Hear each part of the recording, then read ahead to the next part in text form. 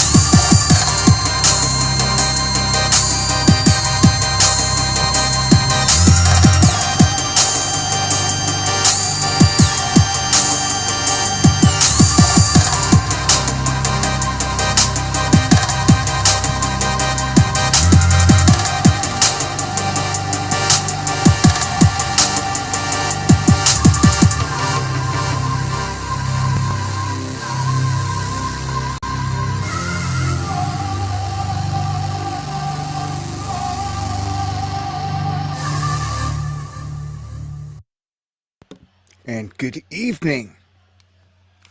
Let's get a mic check right out the gate.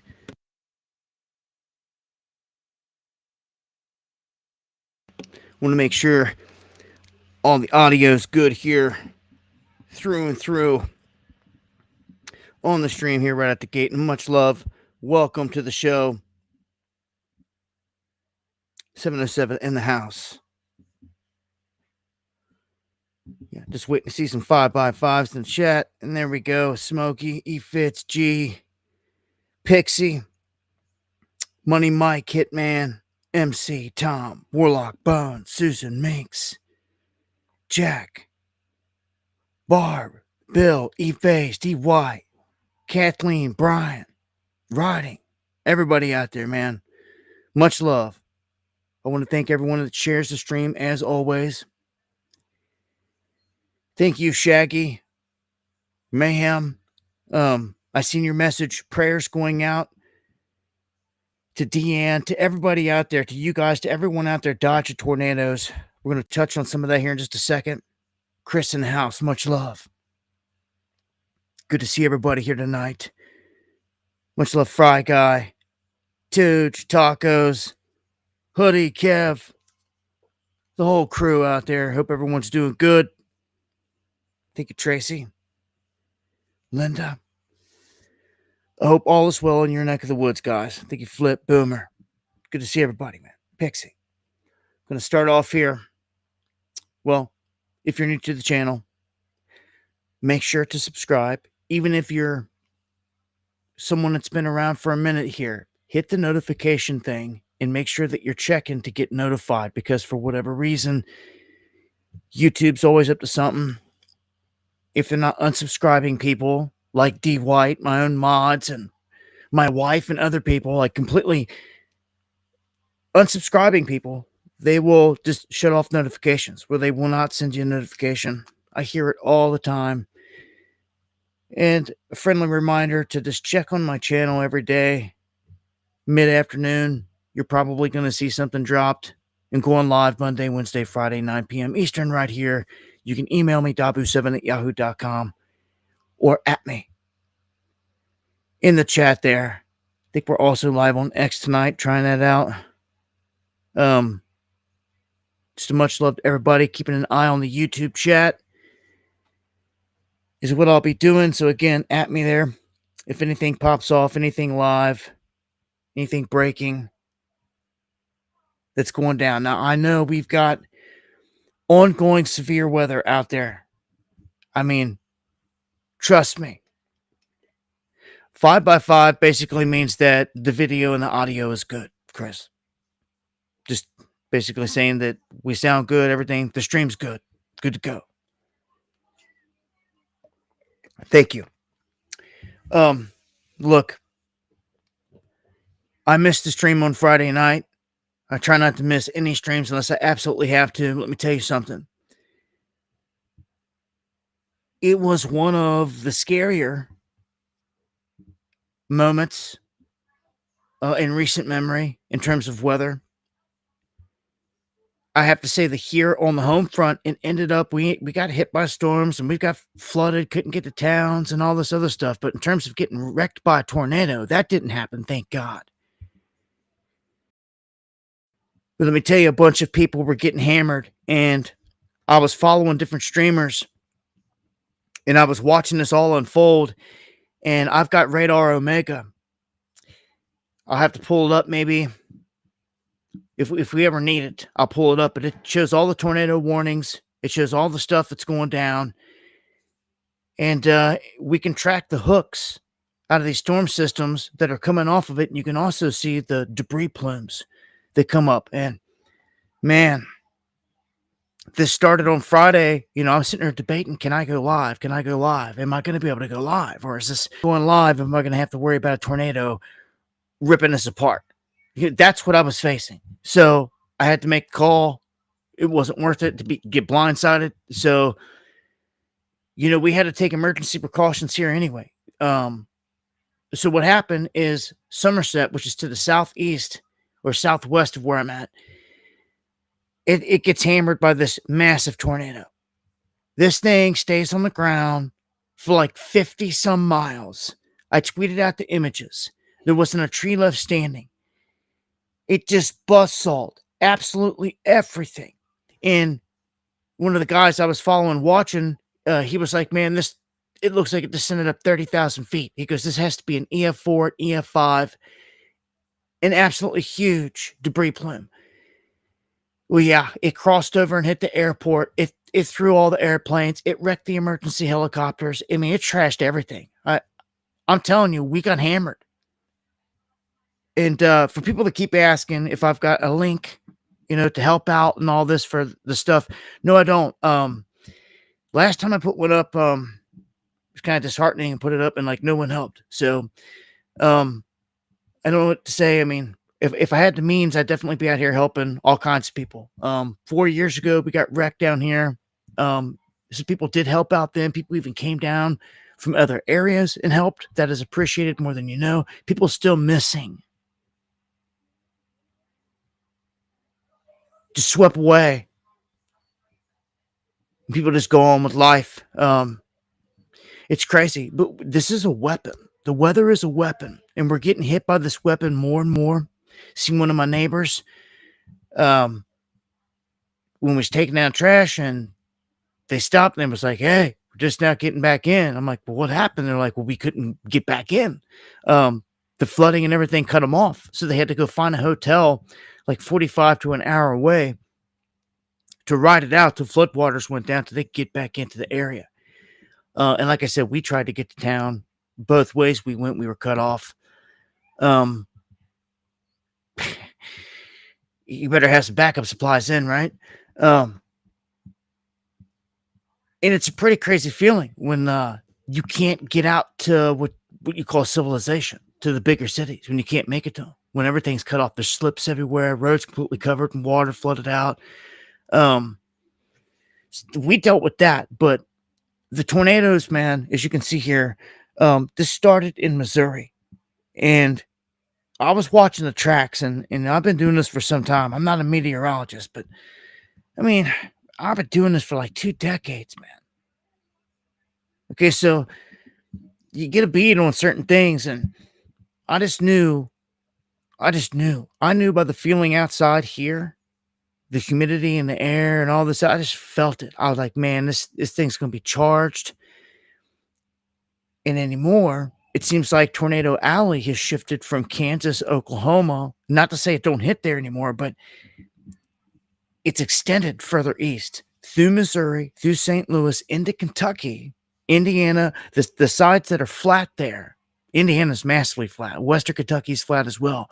But when you get to the middle of Kentucky, 75, and you cross 75 toward eastern Kentucky, you hit the mountains.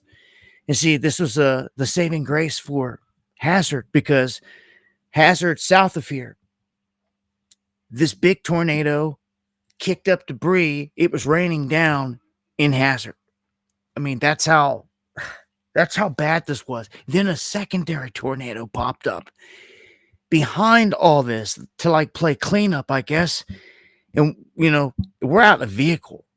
We're in a vehicle at this point. We're not even in a house. We're in a vehicle, listening to the weather radar, watching everything, watching different streamers, watching anything and everything we could, trying to get a beat on this thing, because it came down for like 50 something miles and it wrecked everything in its path. And if you're in the path of this, there's like, it doesn't matter what you're doing, unless you're like deep underground. Even then, homes completely obliterated. At least 21 people killed. That's not counting what's going on right now. There's like a tornado event happening right now as I speak. I'll get to that update here in a second. Let me get you caught up. This is London. Very familiar with this. This is one of my main cities. Completely wrecked. Show you some drone footage here. Bone score.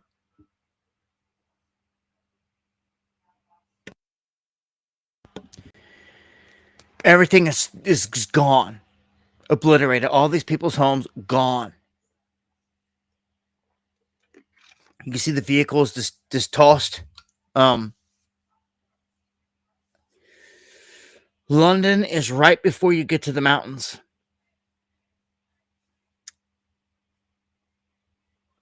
Like right past London is the mountains, and this is kind of where everything lifted. And, I mean, this is often why people go to the mountains, because it can be protection, but don't let that fool you. The weather's a weapon at this point. And I mean, we saw Asheville, right? Even hurricanes doubling back, going up, and hitting these places. Here, I got another clip. So tonight we've got another situation setting up over the same area. Unfortunately, it's crazy. Another round coming out of the same mix, Oklahoma area into Missouri, right over the New Madrid, Midwest, the heart of the Midwest there. Really where Missouri, Kentucky, Indiana, all them come together. That's right at the New Madrid Fault. That's like ground zero for where these things are like intensifying.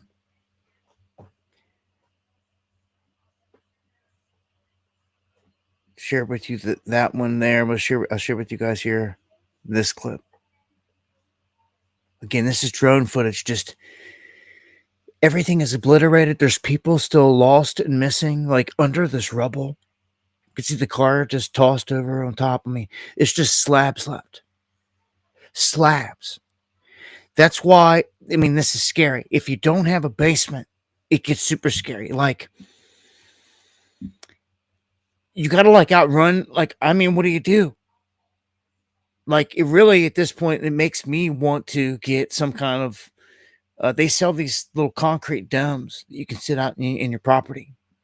They're not underground, but they're like, they only come up off the ground like 4 or 5 feet, and they're like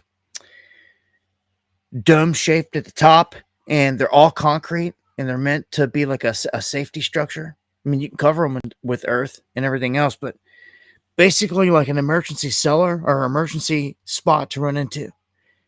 That is better than nothing. It's probably going to be a few $1,000s. Heck, you could probably dig one out and build you one for cheaper. That's what I'm going to be looking into doing. Doesn't have to be huge, doesn't have to be luxurious, but let me tell you, when you emerge from it and everything looks like this, a wasteland, and potentially your house and everything else is gone, it would be the only thing that saved you. So,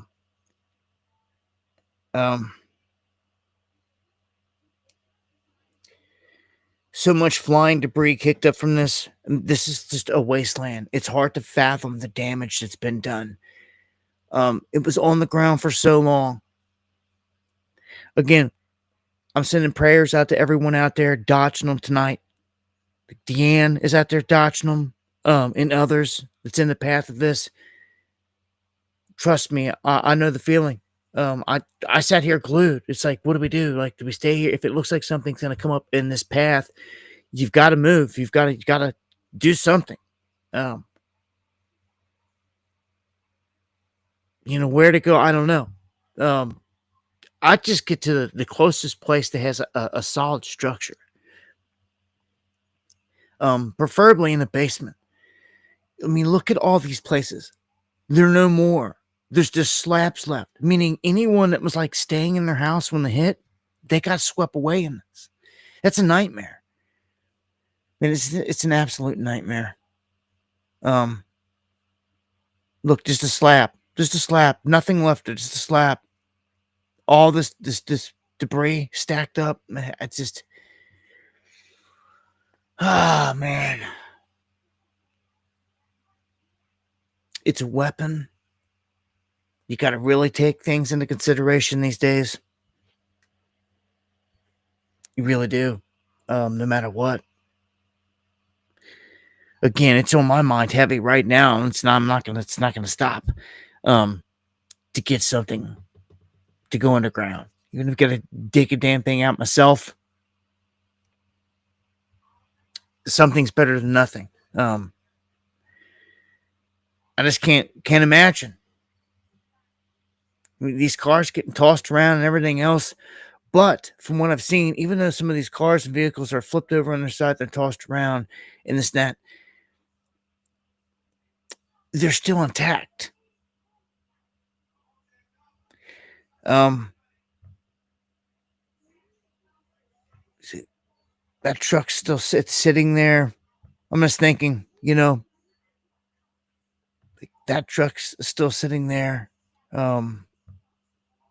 The houses are obliterated. All the vehicles are still sitting there. Like right here, there's some damaged. But I don't know. Just by looking at the aftermath here, somebody sitting in one of these vehicles may have survived it versus somebody sitting in a house. Yeah. Especially when you can't go underground, when it's just susceptible to getting.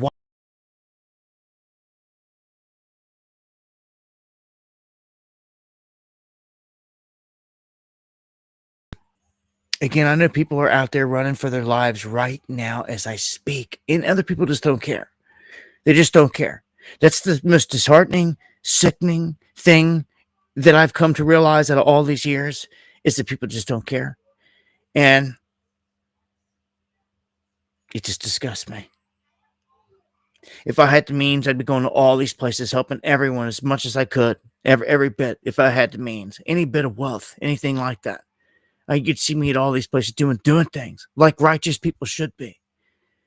And again, I think those people that do go and help, they have the means, that are able to do it, that show up. They're like angels, helping when no one else will. Really, These people have nothing. There's still people in the rubble, and like you don't know until like you go. Like I've seen the devastation. The past 3 years, man, we've been rocked here in Kentucky over and over again. Whether it's flooding or the tornadoes.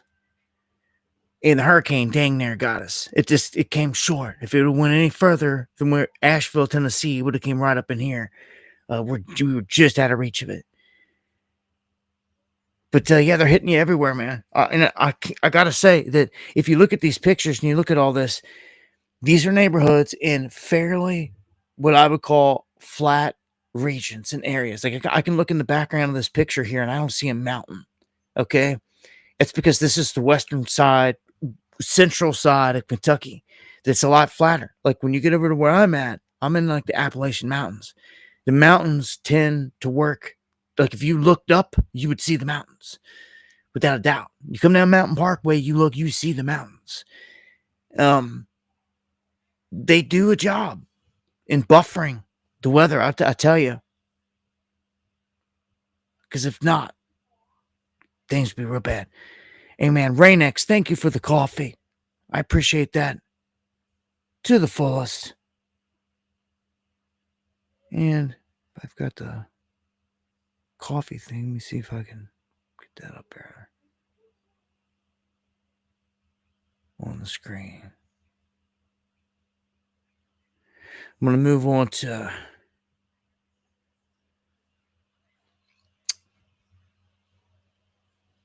unfortunately other stories here that we've got a lot of bad things happening out here.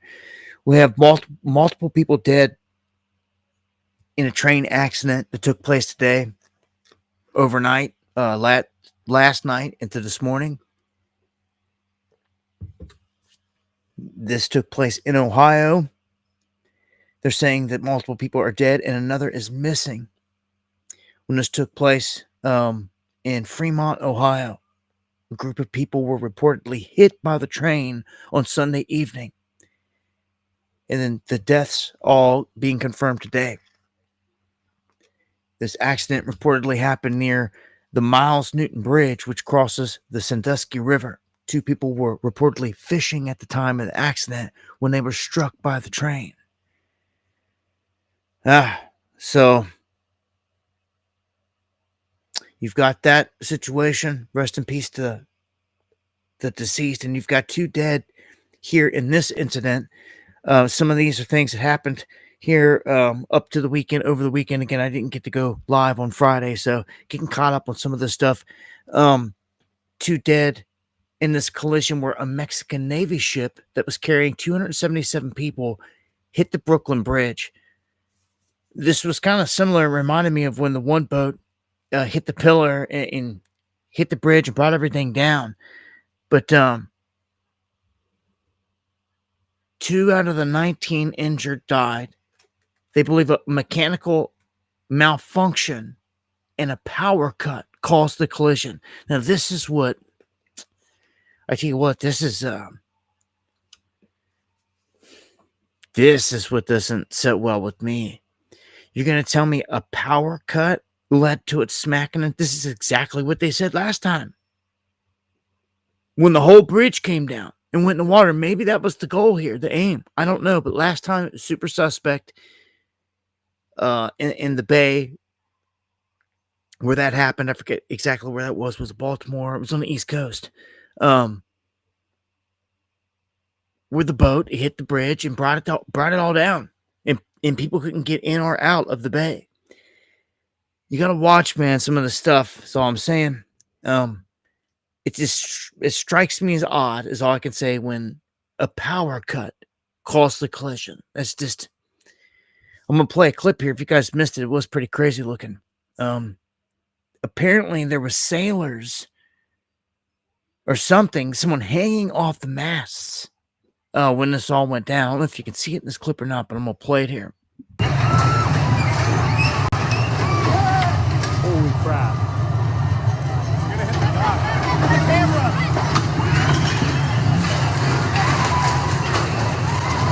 What is going on? Oh, what?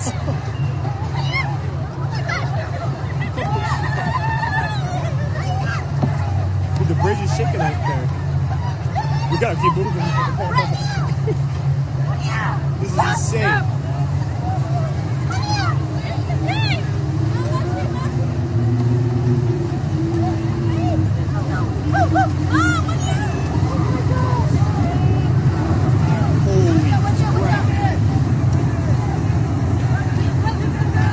Still, what you just witnessed might not seem like a whole lot, but I seen a still shot that showed a guy hanging up here in one of these masts. There's literally people. This is insane. Lucky it came to a stop. I don't know what brought it to a stop then. Like, 'cause it was moving there. It's still kind of moving. I mean, there should be an emergency measure. There should be a manual way to drop anchor. Doesn't that just seem like a common sense thing? Have an emergency manual way to go back and like unravel the anchor, drop the anchor, or multiple anchors, whatever, to get the thing to stop. After seeing this type of an event this many times, it's hard to believe that that's not the case. How hard? I mean, did I just invent it tonight? Huh? Did I just come up with the idea? I mean, how come it's not applied? It's like a common sense thing. How come there's not a manual way to drop anchor on these boats, especially when you got sailors and everybody else there? Makes no sense. Makes no sense. There's actually there's no reason, there's no excuse for it. Like, if I was in charge or righteous people were, people would be getting hammered. Like, this whole thing would change. Again, if you could drop anchor, none of this would happen. Thank you, Rain X, again for that coffee. Appreciate it to the fullest. So yeah, move on to the next one. If you guys missed it, there was a bombing in Palm Springs at a fertility clinic, and the FBI saying that they have identified the suspect in this powerful car bomb that took place. So it's a car bombing. Went down Saturday at this fertility clinic. They're saying a 25-year-old Guy Edwards Bartkus, the guy that you see here in the image, is a man who held an odd set of beliefs, they say, about humanity and other sentient life forms. Officials say that he was fatally torn to shreds in this. So he's dead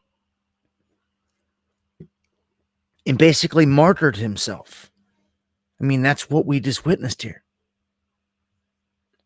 He martyred himself, blew himself up, and destroyed this place. All right, they're saying investigators are still working to confirm if anyone was working with him. They believe that he foreshadowed this attack in a manifesto that he posted to the internet. Let me tell you, 99 out of 100 times that we ever find the word manifesto posted to one of these events, it's like a call sign, a signature from the hand, from the man, from the groups that really do this, that use a guy like this to pull off the event, patsy, if you will, or, just their goon. Oftentimes, these guys don't make it out alive. Okay, if they do, they're highly drugged and all this other stuff. You see them in the courtroom; they look like they're out of their mind, and all this other stuff. They don't even know where they're at. They get them so doped up. It's ridiculous. But this is what they've been doing. They've done it time and time again. Most of the big events, especially terror events that you've seen, have been crafted by the alphabet gangs over the years, without a doubt. And they have patsies to go down and take the rap for it, for the history books. But in a day and age where so much information is free flowing out there and people are starting to wake up and figure things out, they're like busted. Like, people are catching on. So anyhow, this guy's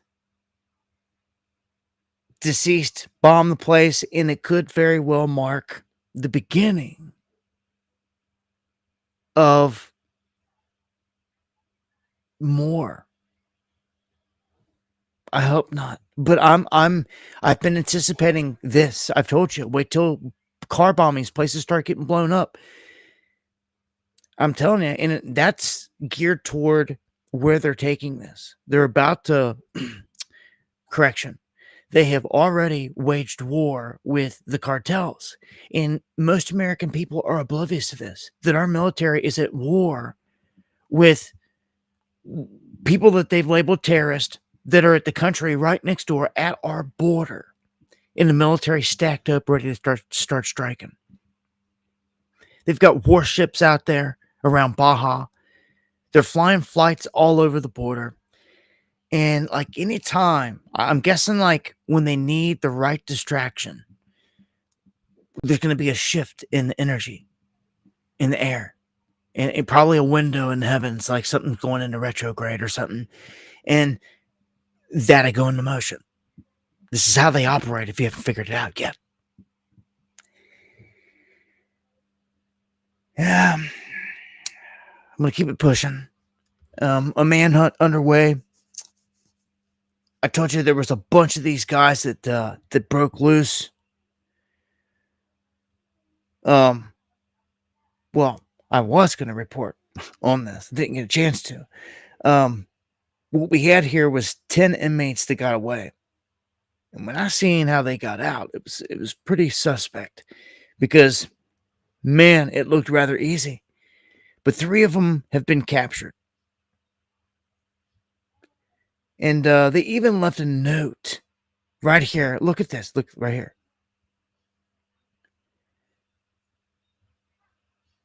They said, "Too easy, LOL." They just cut right through this wall. I mean, that apparently we're able to slide right through that, every one of them, and get out. So this happened at Orleans Parish. Again, 3 of them got caught. I think there's a clip here of them all running. No, it's going to try to take me to Twitter, so forget it. Just saying, 7 still on the loose. New Orleans. Here's a heads up for you. I know a lot of people out there drinking energy drinks. I used to drink them years ago. And it was something that my heart and my soul told me that I needed to try to tackle to give up.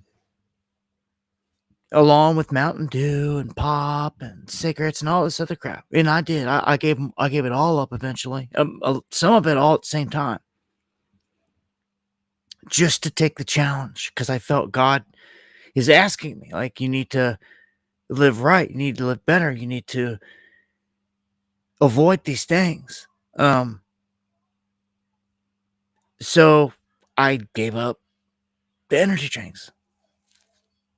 It didn't matter. I wasn't trying to jump from one like Monster to like some other brand that didn't seem evil or something that, like, if they had the same stuff in it, like something just told me get away with it. So I don't ever argue with that gut feeling. Now you can see the common, and this is the problem with this, the common ingredient in all these energy drinks is now linked to blood cancer. And this is scary. Because you get blood cancer, this is something that can spread to anywhere. R.I.P. Anthony Rumble Johnson. The guy, man, he was a badass. We lost him way too early. He died. He was a fighter. This is what took him. And you just never know. So taurine. How many times you seen that on the can? Taurine? Yeah, a non-essential amino acid. It also occurs naturally in bone marrow, brain, heart, and muscles. It's found to promote the growth of leukemia cells. You don't think that they did not know this? Hmm?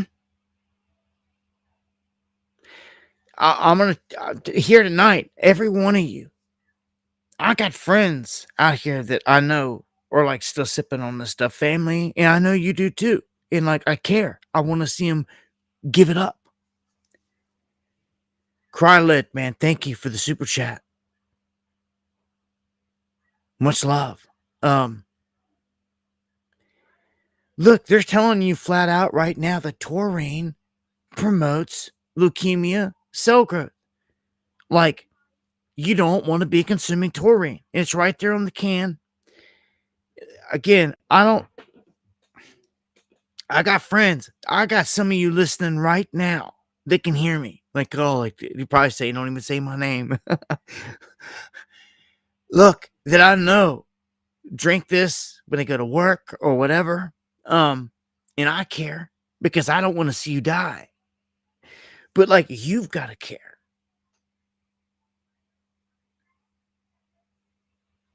You see, I could care all day long, but like, if you don't care, it's like, it's a sad thing. Look, I gave up all these things just for the simple fact that, like, when I was shown all this stuff, it was like, look, you need to be here for the family. You know what I'm saying? Much love, Gary, my brother. I love you to death, bro. Like, I mean, everybody, look, you cross the bridge when you come to it. Everybody's different with their timing. I chose to tackle a lot of these things at the same time, especially like the Mountain Dew and the energy drinks. Like, I did all that and like together right there. And then on the heels of it was the big one was cigarettes. Which, you know, it's one thing at a time. Everybody's different and everybody needs like a little crutch or something, you know, but do they? I think it's all power of the mind. And I told myself, then I don't need a crutch. I can't be seeking, you know, something else bad, you know, if that's what the crutch is. You see, if it's all right or if it's healthy, then okay. So I don't know. There's ways to break these things. I just know a lot of people are consuming a lot of bad things. It's all around us. Like, the government should be fully sued by the people, and we should get paid out because they allowed this. They allowed, you know, they're bringing in RFK right now, trying to act like they're cleaning everything up and taking dyes out. Maybe they will. Maybe they will clean it up to an extent. Maybe it will definitely needs it.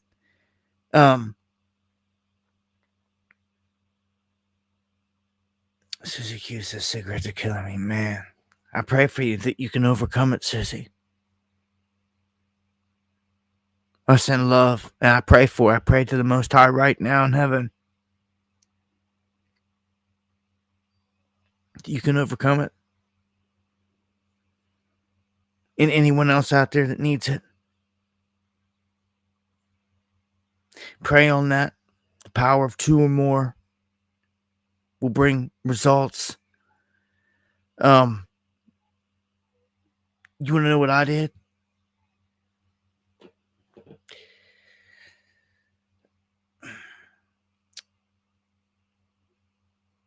I told myself that if it's going to hit me and I'm going to start flopping around on the floor like a fish, and if I can't, you know, like, we're going to find out. We're about to find out. And I had to do it like after I ditched the energy drinks and all that other stuff. Like, I had to be like over that, which wasn't that hard. Just replace, you know, liquids that I'm drinking with like teas and waters, which is all I really drink at all, period. But cigarettes was more of part of the routine thing, right? People get up, then you need a cigarette. After every meal and you eat, you need a cigarette. When you're driving, you used to fire one up and smoking. all these things, right? So like that was the hardest part, is resetting that. So what I did is like I leaned on some coffee right at the gate. I moved around some different things in that little window of time, like trying to get away from it. But it was all hand to mouth, right? Like I moved had sunflower seeds, eating like crazy, spitting out. And just switching it up. I made sure that I had like something, even though a candy or something else isn't good health wise. But at the time, if I could like pop a mint in my mouth or something else versus the cigarette every time, then it all helped. And it's all a mental thing. Power of the mind over matter, it really is. Biggest thing was when you lay there at night and go to bed, like, oh my gosh, like, am I gonna,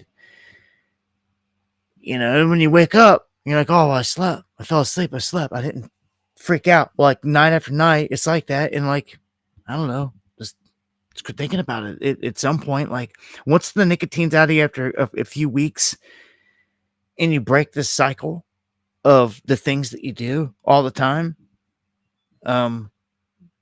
replace that morning cigarette with a banana.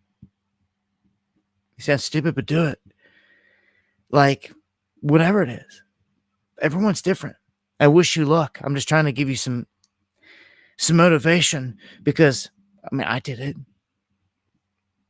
I came up in a family with my dad smoked. Everybody around me smoked all the time. My whole life, man. Everybody everywhere is smoking. And just one day, God struck me and was like, showed me all these visions, all these things.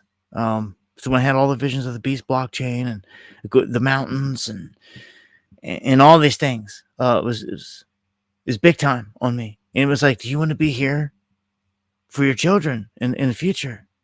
Because how are they going to face any of this stuff? Like, you're going to teach them. And I'm just like, hey, you're right. And it's like, well, you need to be healthy enough to survive it. And then I was told something very cold. I don't know how religious, spiritual any of you are out there, but like, I take these things to heart, especially when they come down like this hard on me. And like, I was shown just sitting there in a chair one day, summer's day, these visions hit me. They basically told me, like, if you were to be one of the few of a species that was saved before this place got lit up, kind of like it reminded me of Sodom and Gomorrah, Lot, of the whole story. Like, how are you even worth? Like, what are you worth it? I'm like, well, worth it. And I had a vision where they picked me up, and I'm sitting inside of a mountain. It's broad daylight. I'm looking out a mountain, and I'm like in a military base, the classic that you hear about, hidden in the mountain. Something's folded up. I'm looking right out into the desert, and everything starts shaking. And they're like, "Come on, it's go time." And we turn around, and there's a craft right there, but I'm like not in awe about it, because I've like already been on it, and like in this part of the vision, like I'm more of like in awe, like this is it, like this is the end, like this is crazy. And like we go to get on this thing, and dude's like, he gives us these suits, and he gives us a wafer to eat. And he's basically like, if you didn't make these changes like other people, like, you wouldn't make it at this point. And it's like, and he was trying to show me in the vision, like, if you were worth coming down and saving in the end time in the flesh, legendary, like what everybody wants, like, would you even make the transfer? Like, would it even be worth it? Is basically what they were telling me. Like, if you're going to sit there and die from fiending from nicotine or alcohol or whatever other drug, why am I wasting my time saving you? Why are we doing this for you? Like, you better show something. Do you understand? This is what was being shown and told me. Is why I changed my whole life and everything. It was like, why are we going to come here and waste our time to save you in this whole thing? Why are you so special if you can't even listen? You can't even listen to the rules that we left. It scolded me. But it's right.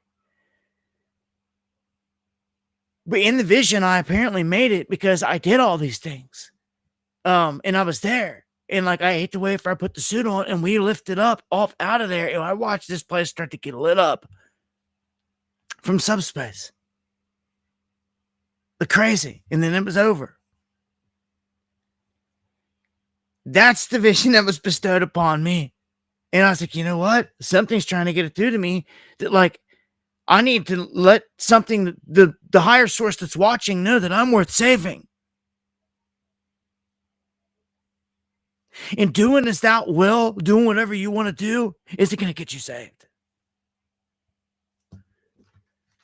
Not caring, doing all this stuff. Like, you have, there was rules set. I'm going to tell you. That's what I was shown. So that's what changed me. I don't go against it. When I feel the higher source is talking to me, showing me something, and it's that real, it changed my whole life, and it did. And I'm telling you, when I did this, I initiated the process of the chrism. I've told you this before, but this is sacred. This is super secret, and it's the way out. They don't want you to know it. It's the oil of gladness in your Bible, okay? And you only achieve it by living a righteous way. And when you do, you gain what I call like a sixth sense. I call it knowing. You just know things. It's like knowing. Similar to like you just know someone's watching you from behind, you turn around, looking, and they're staring, like you just know. Or like you just know something. Somebody's going to do something before it happens. Like it gets stronger and stronger.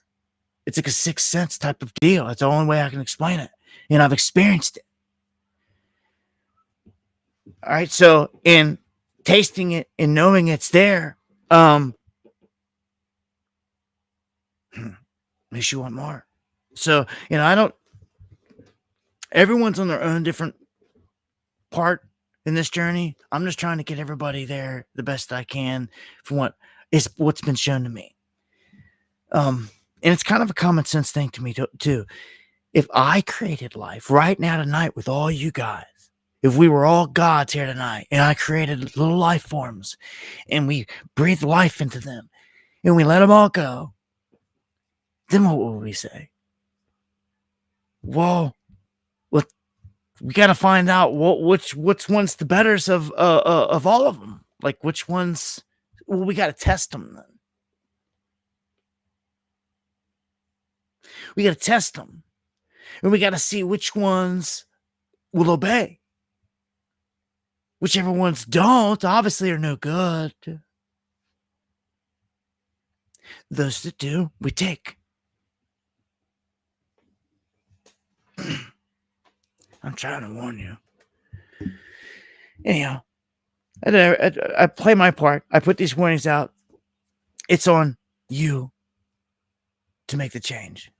Energy drinks out the window have been for me. I hope they are for you in the coming future, or it's on your short list here of stuff to knock down.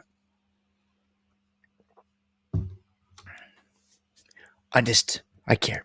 I just want to see people. I know some of these things can be hard for some people. It's not easy. I'm going to tell you though, it's mind over matter. I knocked out several of these things. And when I overcame and I looked back, I was like, man, it was easier than I thought. I'm telling you. All right. Doctors issuing a warning over a blood-sucking parasite because U.S. hospitalizations have doubled. This is the government-created Lyme disease on the rise. I mean, this puts all kinds of people at risk. Anyone that, I live out in the wilderness. I live out in the mountains. I was out there messing with the mower today, and next thing you know, we had little itty bitty ticks on us because it's just that time of year, and we're keen to it. You just have to stay on top of this if you're out in the wilderness. It can happen anywhere, though. They're saying that this is an increase from 288 visits this year to 349 thus far. No, they reported 1,517 cases total so far this year. That's exploding throughout the Northeast and the Midwest, also called the deer tick. Lyme disease usually begins with a bullseye rash, has red rings around the bite site. If left untreated, people could experience flu-like symptoms, have headaches, muscle pains, aches, fatigues. It can cause paralysis, issues with memory, concentration, all types of stuff, man. So Lyme disease is one of them that we've long believed, and looky here at this map. We've long believed it was created by the government, Plum Island, right up here, across from Montauk, and all this other stuff. And this is where it all started. This is where it all, I mean, look at the map. You can tell there's other parts of the country you don't even see it.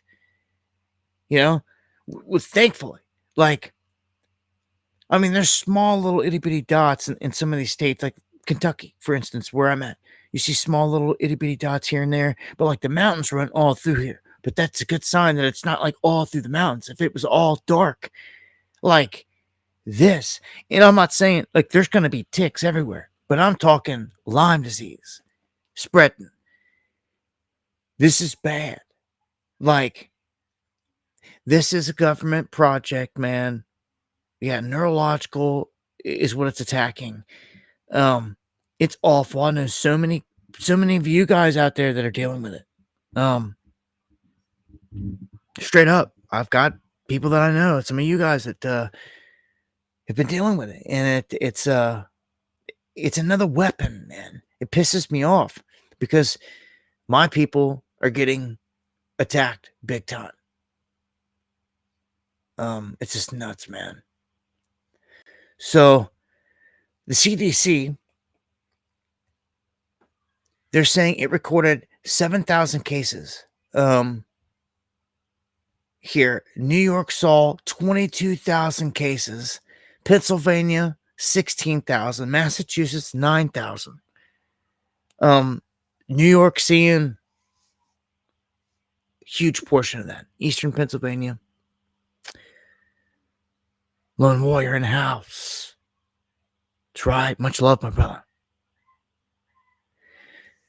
Let's jump into some space news. We've got some things going on. The sun is at the top of a solar cycle. Here recently, it kicked off several X flares and very close to X flares, which could, in turn, when hitting our planet, cause some problems with the magnetosphere, all that stuff. So you're used to me telling you about solar wind and all this. Well, not solar wind so much, but CMEs. I'm going to tell you about solar wind here tonight. And as you can see on the face of the sun, there's a huge dark spot. You could probably even see this with the right technology and covers looking at the sun. Lens covers that we don't fry our eyes. The special ones for the sun. But this hole is huge. It's letting out solar wind that affects the planet just like a CME does, or a filament. We just had a double filament eruption out of the northern pole of the sun happen. It's what they call a bird's wing. And that energy is expected to hit with a glancing blow, hit our planet. But man, any direct licking, like we're done, I think it could happen at any time. The odds happening in top of a solar cycle like this are very good.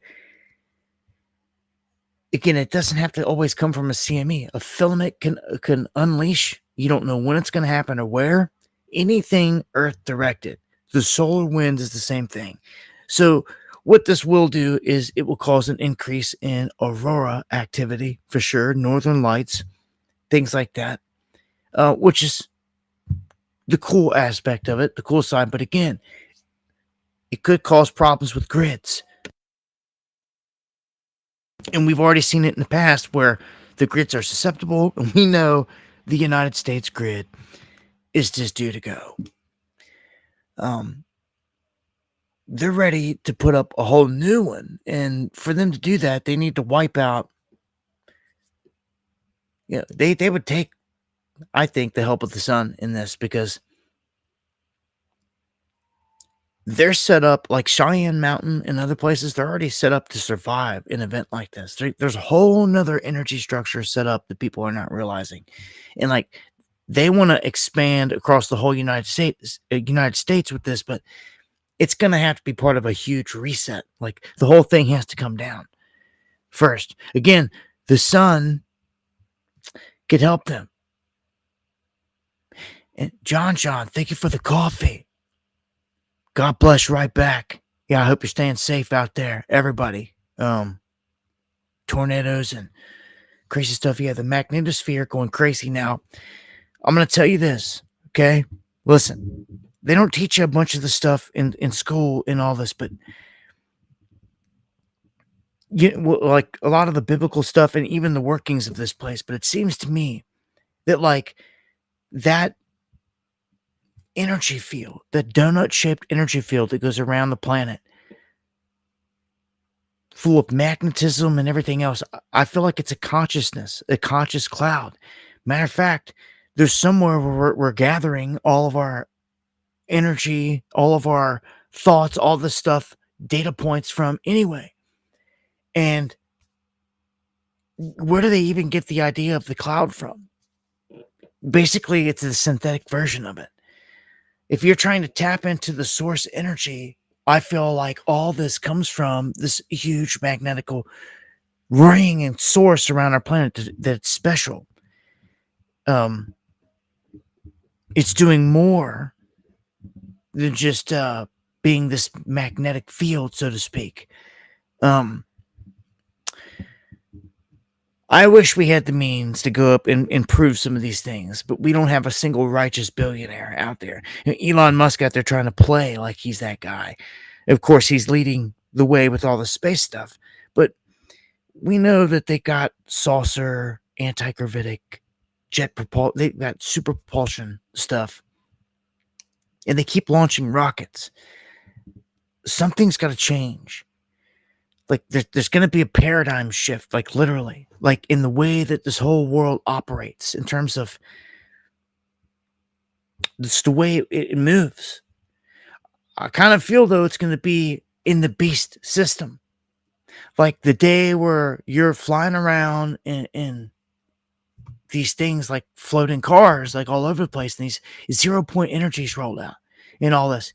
It's going to be like when there's way less humans, when they've got all of them into a beast system.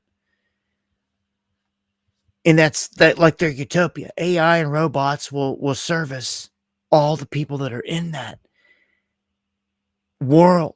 And see, you won't need your own car. That's why they say you won't need it at that point. Because if you need to service it all, it'll just float down, pick you up, and take you wherever and drop you off, and vice versa. There won't be a need for parking anything anywhere like that.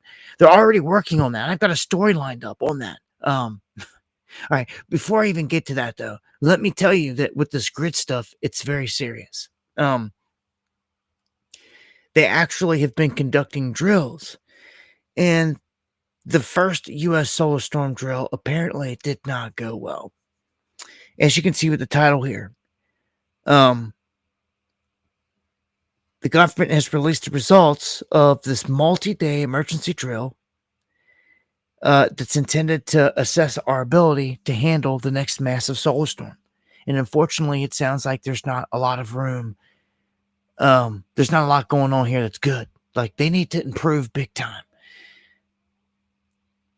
They go on to say that Swarm is the task force that's been put in charge of all this. Okay. Going down here, it says it's a first of its kind emergency drill. Goes on to say right here, this tabletop exercise began May 8th of last year, has FEMA involved, and the scenario focuses on 4 modules relating to the fallout from a series of solar events, including the loss of GPS, power outages, radio blackouts, and orbital satellite communication disruption. So, and this is what I want to point out too.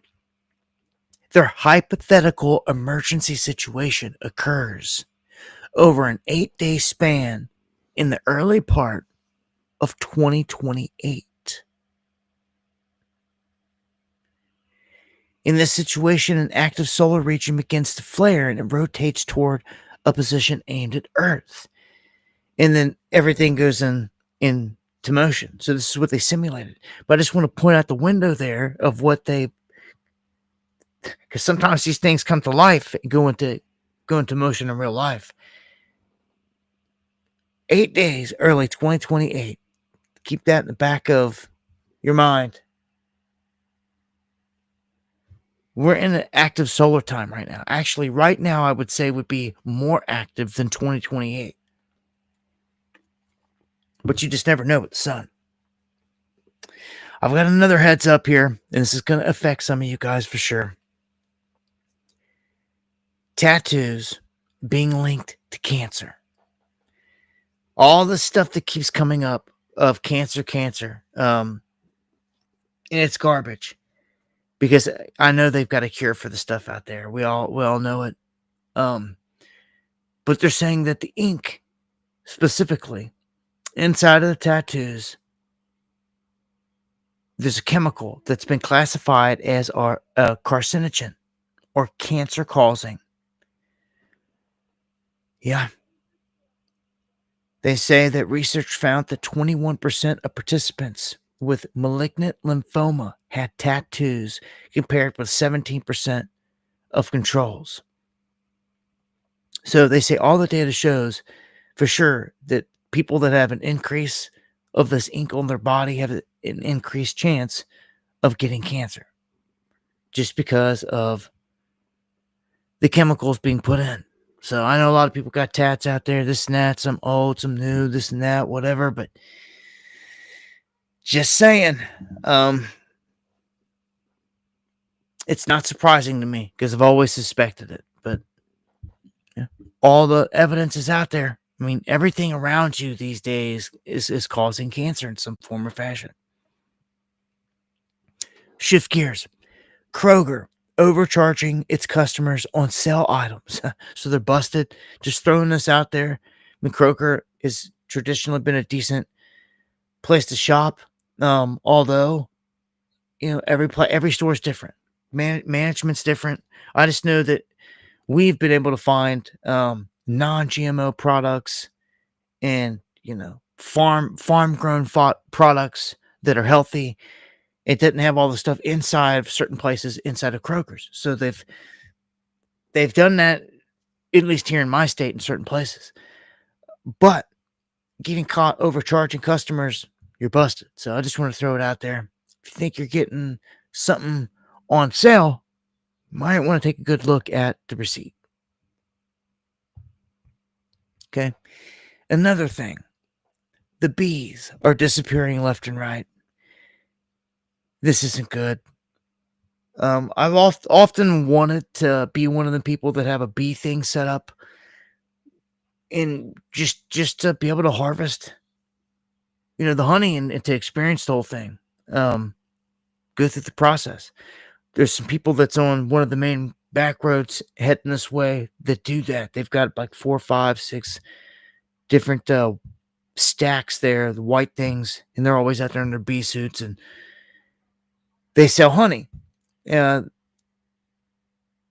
came down through here apparently, and they were saying that right around in here would be a great place to put more honey traps up, or places where they can make honey and colonize up in these hills and these mountains. And I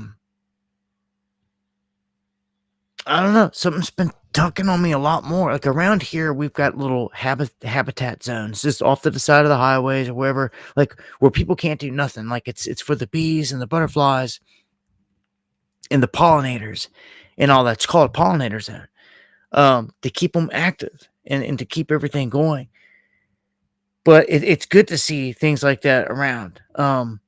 If I had the means, I would definitely do this. I would definitely set up one or two and try it. I've just come to the point over the years. I'm the type, like, even like today, like, we were getting swarmed by huge, big old, I don't know what you want to call it. I mean, there's so many different things flying around here in these mountains. I mean, yellow jackets and wood bees and all types of other monsters. There's like half a dozen just swarming us at the barn doors. Just sitting there watching us 2 feet from us the whole time, monitoring us like some jets, stealth jets, just ready to potentially light us up. But luckily, we just went about our business. We didn't bother them. But it's that time of the year. If I can get one out of the house, I'd rather catch it and I'll release it out of the house before I'll kill it. Freak out and stomp it out and kill it. I try to save it. If I'm getting swarmed, I mean, it's a different story. But I try to save all life that I can, for the most part. Believe it or not, even down to the smallest little ant, it all has a meaning, and I'm told that and reminded of that. So, yeah, honey, a key thing to add to your farm. We're running low; they're disappearing. I'm thankful, just to see them around. Like when I do see them, So it's like I don't go fighting them, trying to attack them. Just keeping them out of the house is one thing, but again, we saw them today in the barn, and it was just like they're doing their thing. Let them do the thing until one decides to mess with me. As long as they ain't messing with me. But it's that time of year up here in these mountains, boy. You could be watching for copperheads and bears and under double soon to the moon says how to cook. Yes, thank you. And I'll update on that here as well later in the stream. But let me tell you this. I got an issue. If I end up dead, and it's from a wild animal, I'm going to tell you now, it's from a big cat. Okay? And since I'm on it, I'm going to throw the warning out there. I'm just going to tell you all. Okay? And my guys, man, Sonny, Tacos, Tudge, Gary, was just in the chat here earlier. They were over here and we're walking up to the mountains and we're loaded with guns. And we're shooting at a range, different targets. We go up to the mountaintop peak and we're coming back over a ridge. And we're covering some ground. And look down and there's 3 big prints. And we stop and look and I'm like, oh my gosh.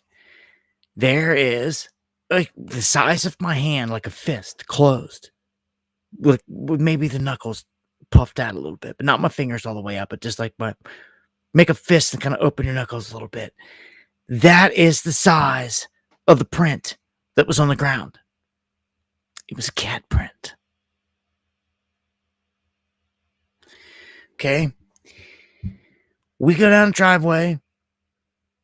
Okay, I got about a mile long driveway, and we're trying to trim it, pull the tractor up and jump off here this past week. And as soon as we do, like 30 feet above me, we get screamed at and growled at by something. And we jump back on the tractor and we hit it back up the hill. And talk to the neighbors and everybody else, and all the stories. Everyone says it's a mountain lion. It's a cougar. What most people have laid eyes on, because I have not laid eyes on him yet, is it's all stories of black panthers. Yeah, that's right. In Kentucky, in Appalachia. It doesn't matter what a game warden would say. They could say they're not around here. They say that because they say, oh, people hunted them extinct. Like, no, they didn't. No, they didn't. You're full of it. They're here. And like all my neighbors and everybody knows it. So everybody's like on lookout now. And like, if we can't get it, I have to go mowing with like cell phone in one hand, a gun in the other. Like, it makes it hectic. Um, um, just saying. Like, you hear anything about me, like literally wild animal type. Like, we got one on the prowl. We got cams up and everything else trying to catch it, but they're elusive. And I will say, we've got a huge cat on camera 10 feet from my door that everybody looks at and like, dude, that's a mountain lion. Like, yeah. And it was all dark, so you can't make out. I mean, if he was black, maybe that's why we couldn't make him out that great. Wasn't Bigfoot. And we have these eyes at night that are down over the ridge that go back, they pace back and forth, and deers aren't doing that.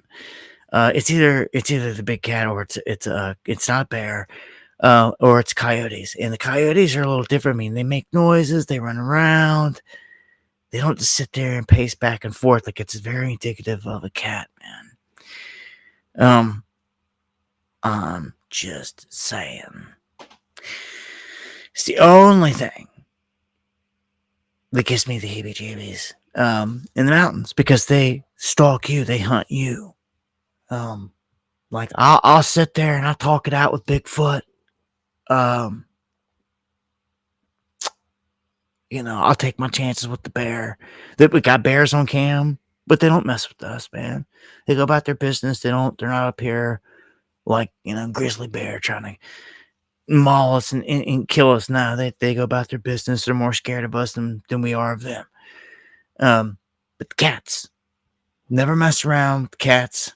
Always be packing in these mountains. If you got a pistol, nothing less than 9mm, to get something off you. Anyhow, that's my mountain stories and what's going on. Let's take it to Los Angeles. They announce flying taxis for visitors that are coming to the No Car Olympics. So they announced on May 15th that air taxis are going to be available to visitors and to Team USA at 2028 Olympics in the city. They've granted license. I've shown you the video. There was a guy the other day driving one of these flying so high in the clouds. Like, we're there. Like, he took off. He took off in this thing. He went up. And he's just up there. He's pulling back. He's flying. And they're landing these things, and these are real deal. And like, his was more of like a real an airplane car type deal. But these others are basically like drones. They're like big drones. They've got a bunch of big propellers on them that are spinning. They're lifting you off just like a drone and taking you off and landing. That's what they're doing. And to me, the time's here. They're doing this. It's now. From here through 2028, you're going to see this happening more and more. You're going to see people taking video of it. You're going to see them taking, just like they have helicopter flights in New York City and all this other stuff in other cities. You're going to have these. And they're going to be the taxis. They're going to be airborne taxis at this point. And there's going to be places from the land and all this other stuff designated. It's happening. I'm not the biggest fan of the drone stuff because I'm a drone. I fly drones, man. I got a drone. I'm a pilot. And I know what happens if something accidentally hits one of your propellers. It's coming down. And I ain't taking that chance. Up there. Like, I don't know, man. Like, they have to really make sure it's safe in that aspect. If they can do that, improve it, I'm definitely not going to be one of the first people taking one of these taxi rides across the Hudson. You know what that means. Not doing it. Somebody else can be the first. When they roll out anti-gravitics and this stuff that's like the Jetsons, really, anti-gravitics, we know they've got it and all that, then we'll pick it up. But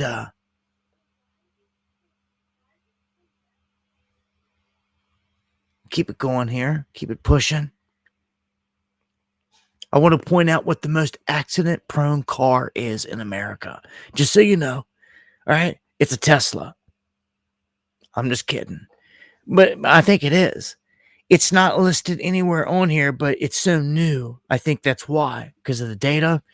But for the cars that have been around for some years, a Kia Soul is the worst, apparently. There are more wrecks than anything.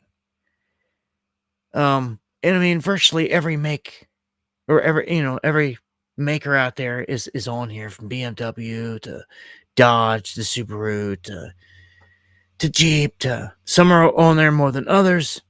Buick, to Scion, to Ford, to Honda, Toyota. I mean, they're all on there.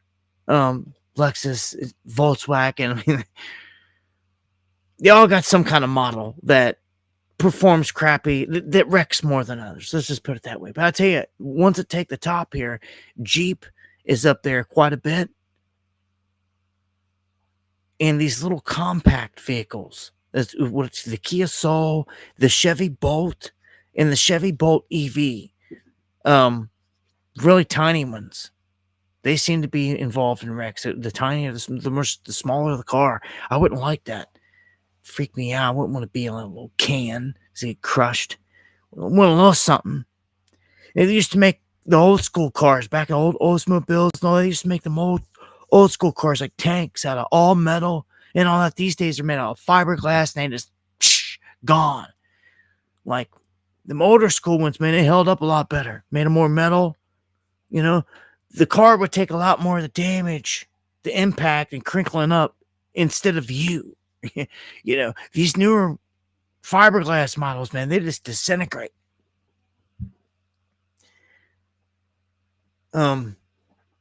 Keep it pushing. Moody's downgrades to USA credit system from AAA, and this is big. Look, I've been trying to warn people, but there's a huge event coming. And look, I've seen it coming for a long time. What was I supposed to do? Just keep my mouth shut, you know? And it still hasn't happened. Okay, and much love, Jay Reacher. He was reaching out to me tonight saying the same thing. Like, dude, like, this is all they need at this point is one big hold everything hostage event to switch everything over. And I'm like, you're right. It's what I've been warning about forever and been waiting forever. A lot of signs, though, are there that they're creating what's called, what I see in the market is like a blow off top. Like, where they know that this thing's coming up on the top, but they want to super fatten it up. Fatten the hog up before slaughter is how I see it. It's the best way to compare it. I'm going to fatten the hog up before they slaughter it. That's why Trump's out there telling everyone, buy, and all this. And everyone, get into these stocks, get into the stocks. They're fattening up the bags. Now, I've told you a million times, the big dogs own most of the shares in these stocks, and they're gonna sell one day here soon. I mean, why do you think they hold them? And when they do this, everyone's gonna get wiped out. Okay, now look, this is what I feel for. I say all the time, get out of your 401ks. Don't get caught in it because it's tied to the stocks, and when they tank the stocks, they're stealing your 401k. It's not stealing because all they got to do is sell. They're going to leave you with nothing. They're going to bring your bank account to nothing.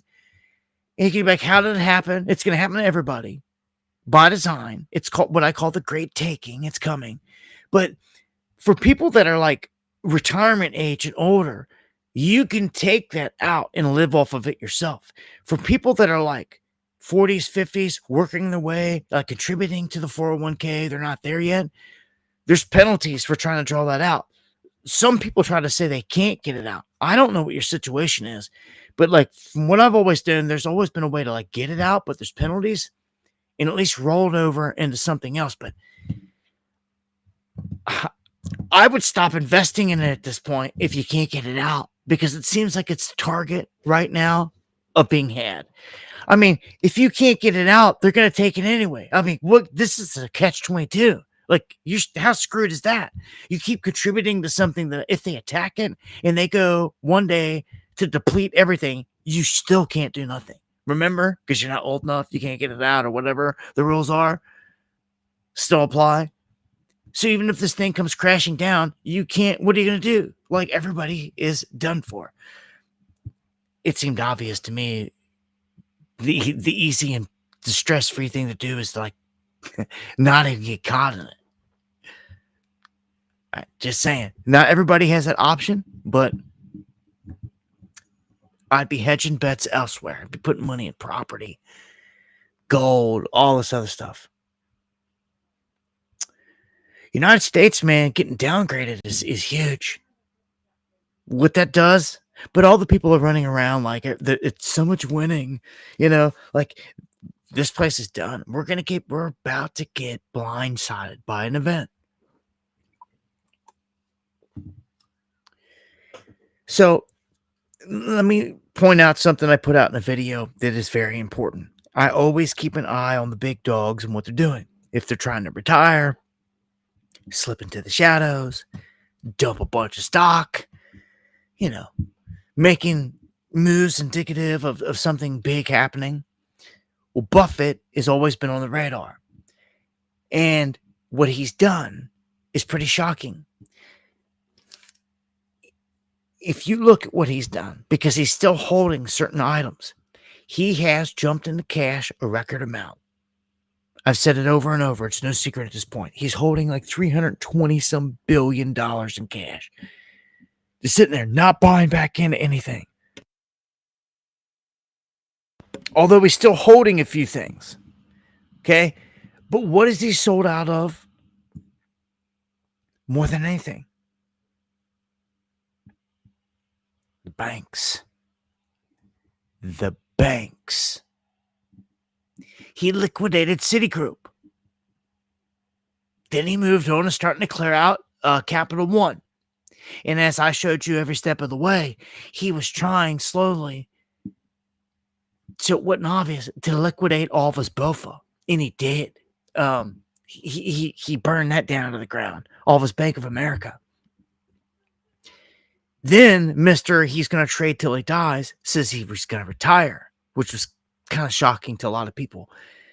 Then he fully liquidated all of his stake in Brazil's Nubank, which has grown into one of the world's biggest digital banks. And it's surged 46% since he sold. So people are questioning, like, why is he? It's a sign. I'm telling you, the banks are about to get hit. A huge banking event is about to happen. It's going to be global. Okay? Look at Japan. Japan's out there screaming that they're about to default, that they're worse than Greece. But the average American doesn't care. It's not exciting. It doesn't interest him. Okay? Let me tell you, when everything comes to a crashing halt here, and you can't access money, and you can't pay for gas and food and all this other stuff, people are going to care then. But then they're just going to go into freak out mode.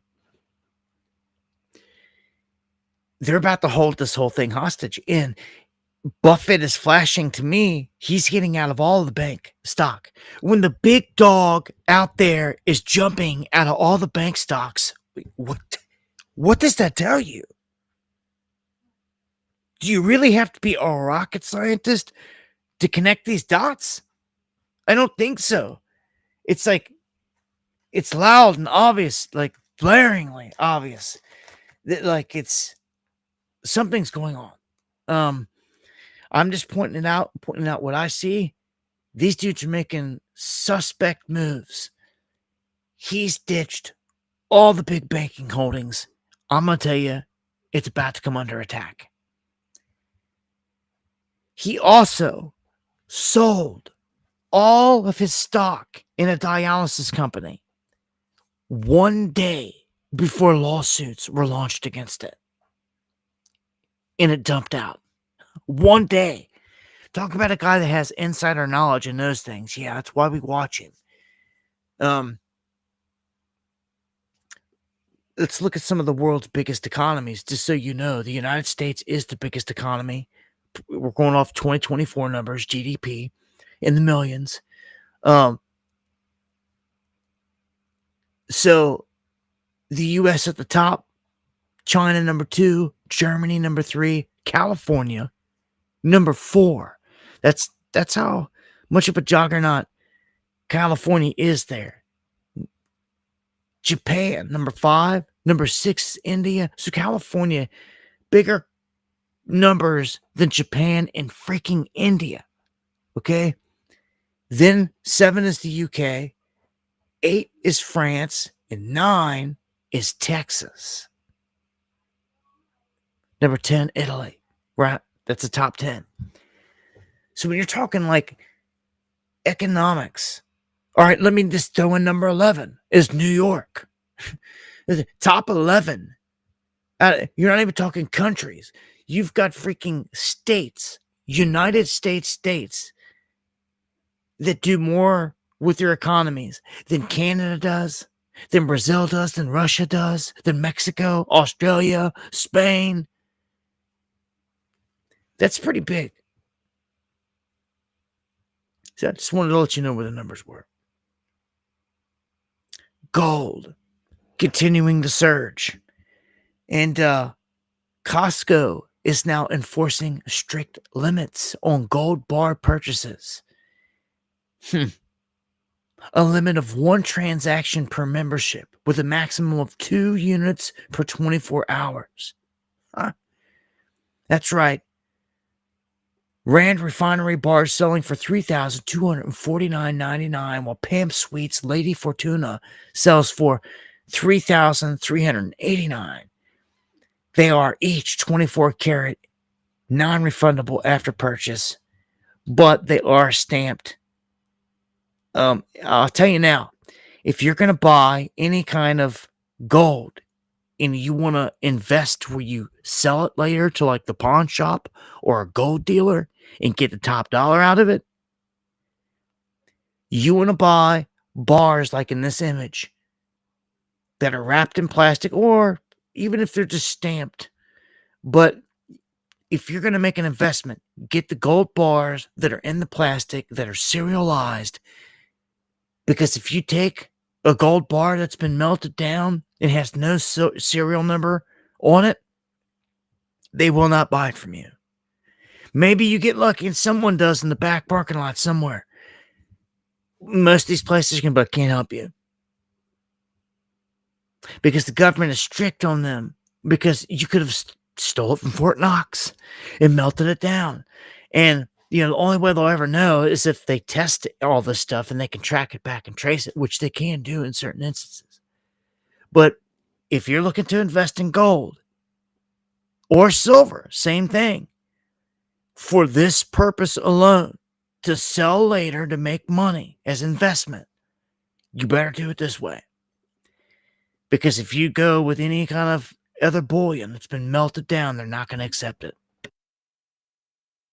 If you're practicing your melting down and you're melting down rounds and you think you can go and sell them there, you're going to find out the hard way. They won't take them.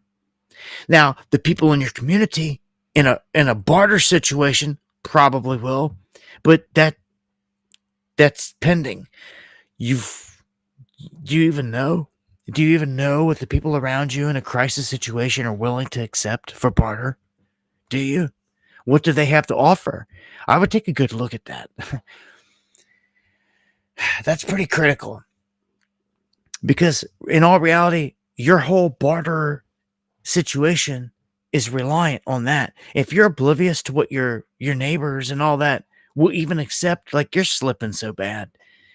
Like, you need to know what they'll take. If you're holding a bunch of stuff that they won't even accept or trade, you're already losing. All you gotta do is get out and ask, talk to people, And if you're in an area where you can't talk to none of your neighbors and it's just that bad, then like, man, you better think about where you're at before they go locking this place back down again. It's one thing I did. When they locked us down, neighbors were snitching out neighbors. I was looking out my window. People were going to people's doors, knocking. Hey, you guys jabbed? And they said, ain't happening here, partner. It's coming back around, unfortunately. Gates is out there making his rounds. I've seen all these video clips. Makes me sick, pisses me off.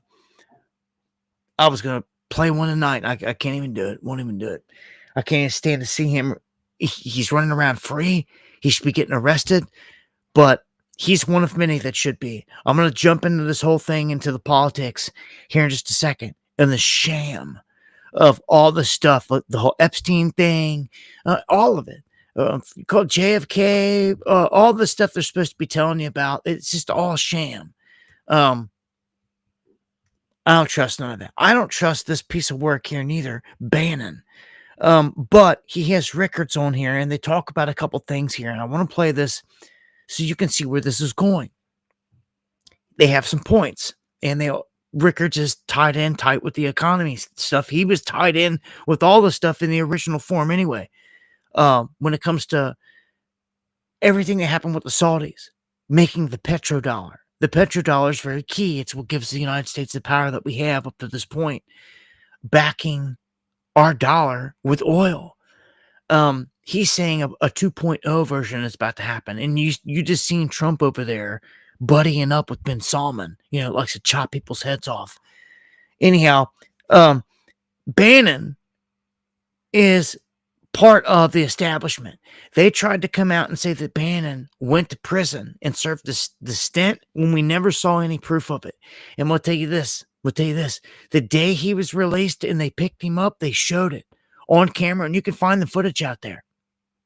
The day they picked him up, from when he come apparently walking out of the prison and all the stuff with the stuff, he had a fresh tan.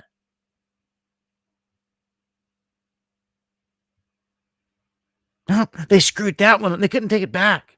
They never showed him in a cell. They never showed any of that crap.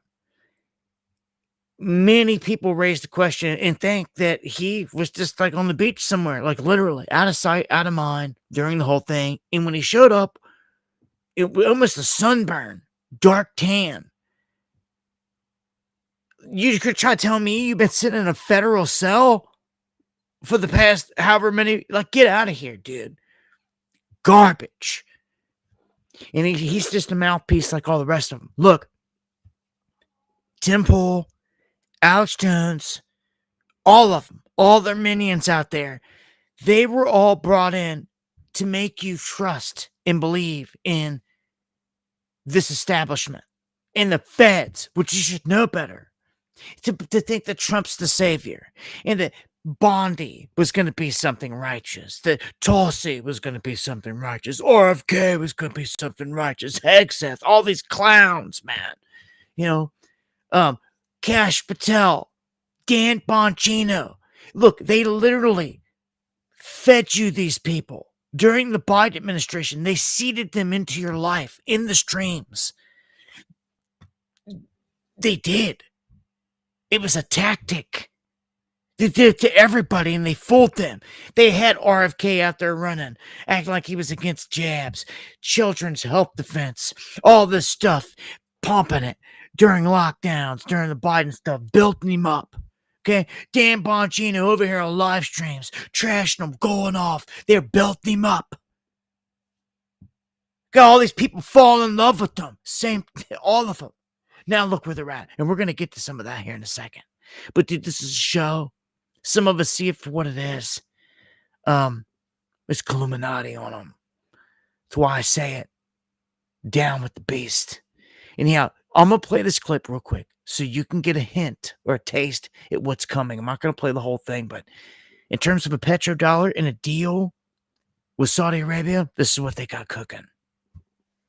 Jim Rickards joins us. Jim, I got a lot of questions after Biggs's discussion here, but I want to go back to capital investment leads to jobs. Why is the President of the United States being feted like a royalty in the even more so than it looks like a traditional president in the Middle East right now, in the Kingdom of Saudi Arabia, sir? Well, it's a two-way relationship, Steve. Of course, they're fed it, and if MSNBC wants to say they're sucking up to him, whatever, it's just a sign of respect. I would leave it at that. But it's a two-way relationship. It's a good time to remember the petrodollar accord, which is still in place. It was put in place in 1974, but it's still active today. And I was actually part of the team that put that together. We had a carrot and stick approach. So the carrot was Bill Simon, who was Secretary of the Treasury, Jerry Parsky, and they went to the Saudis and they said, look, everybody in the world needs oil. So if you price oil in dollars, everybody needs dollars because they got to buy the oil. And that basically underpins the role of the dollar as the global reserve currency. There's more to it, but that's the key thing. And by the way, Saudis, when you get your dollars for the oil, deposit them in U.S. banks. I was general tax counsel of the Citibank, actually. And the banks will lend it to South America, and they'll buy our stuff. We'll get the whole economy out of the ditch, which it was in 1974. So that was the carrot. But there was a stick. And I worked with Helmut Sonnenfeld, who was the Deputy National Security Advisor in the White House under Henry Kissinger. And the stick was, if you don't do it, we're going to invade Saudi Arabia, not the whole place, it's mostly sand, but the eastern provinces, take over the oil production. We will produce as much as we want. We will price it wherever we want. We'll hold the money in trust for the Saudi people. But basically, we're going to run the oil market combined with U.S. oil production. Slow down. Hold, full stop. This is, by the way, I'm going to have Ed Luce on later in the week about the new book, Zabig, about Dr. Brzezinski as the National Security Advisor. It's amazing. It's like Shakespearean for half of it between Kissinger and Brzezinski. But hit me, what we threatened to do, when was this? We threatened to do what? This was 1974. So the carrot was price it in dollars. Everybody needs oil, therefore everybody needs dollars. And we'll give you a security umbrella as well. That was the carrot. That was the approach. That's what happened. But hold it. We had just hold it. Rickards. We had just screwed these guys. Hadn't we just gone off the gold standard? And this is the Arab oil embargo. All is because of this, because they realized, hey, they're going to start paying us in. Wait for it, fiat currency, sir. Well, but that was, you're right, Steve. That was 1971. But that was exactly the point, which is, hey, if you're Saudis, why not just pump oil, dump the dollars and buy gold and, put the gold in the vault? How do you get the dollars in circulation? It's not just about the quantity of dollars. It's about the circulation of dollars. And that was the key. Everybody in the world was going to need dollars. You couldn't buy oil and gold. Now, that was a possibility, by the way. The Saudis could have said, hey, give us gold and we'll sell you the oil. They didn't. They said, we'll sell you the oil for dollars. And that was the petrodollar accord. Now, by weight of gold, the dollar dropped 95% from 1971 to 1980. Gold went from $35 an ounce to $800 an ounce. So if you use gold as your yardstick, it was a 95% devaluation of the dollar. And the moral of the story is have some gold. But you also need oil and you also needed dollars. So we took the plan, basically, the invasion plan, and we leaked it to the Chicago Tribune, and the Saudis read both sides of the equation, and they said, okay, we'll do the petrodollar accord. But my point is, it's still in place.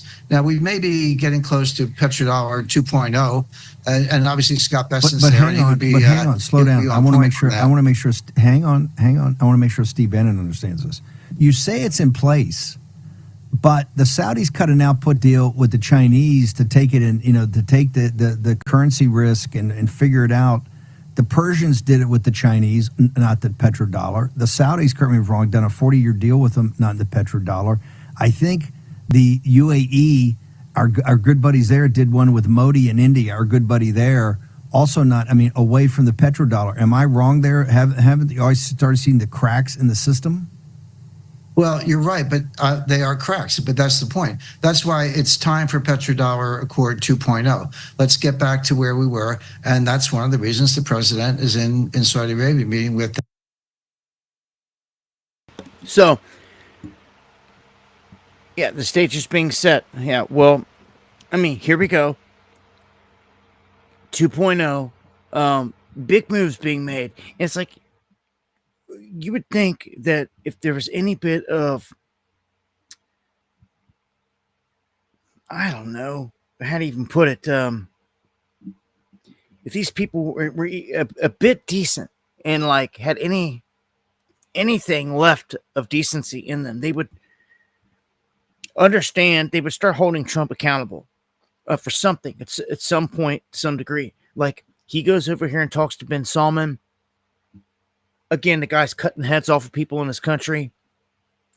People should be calling it out.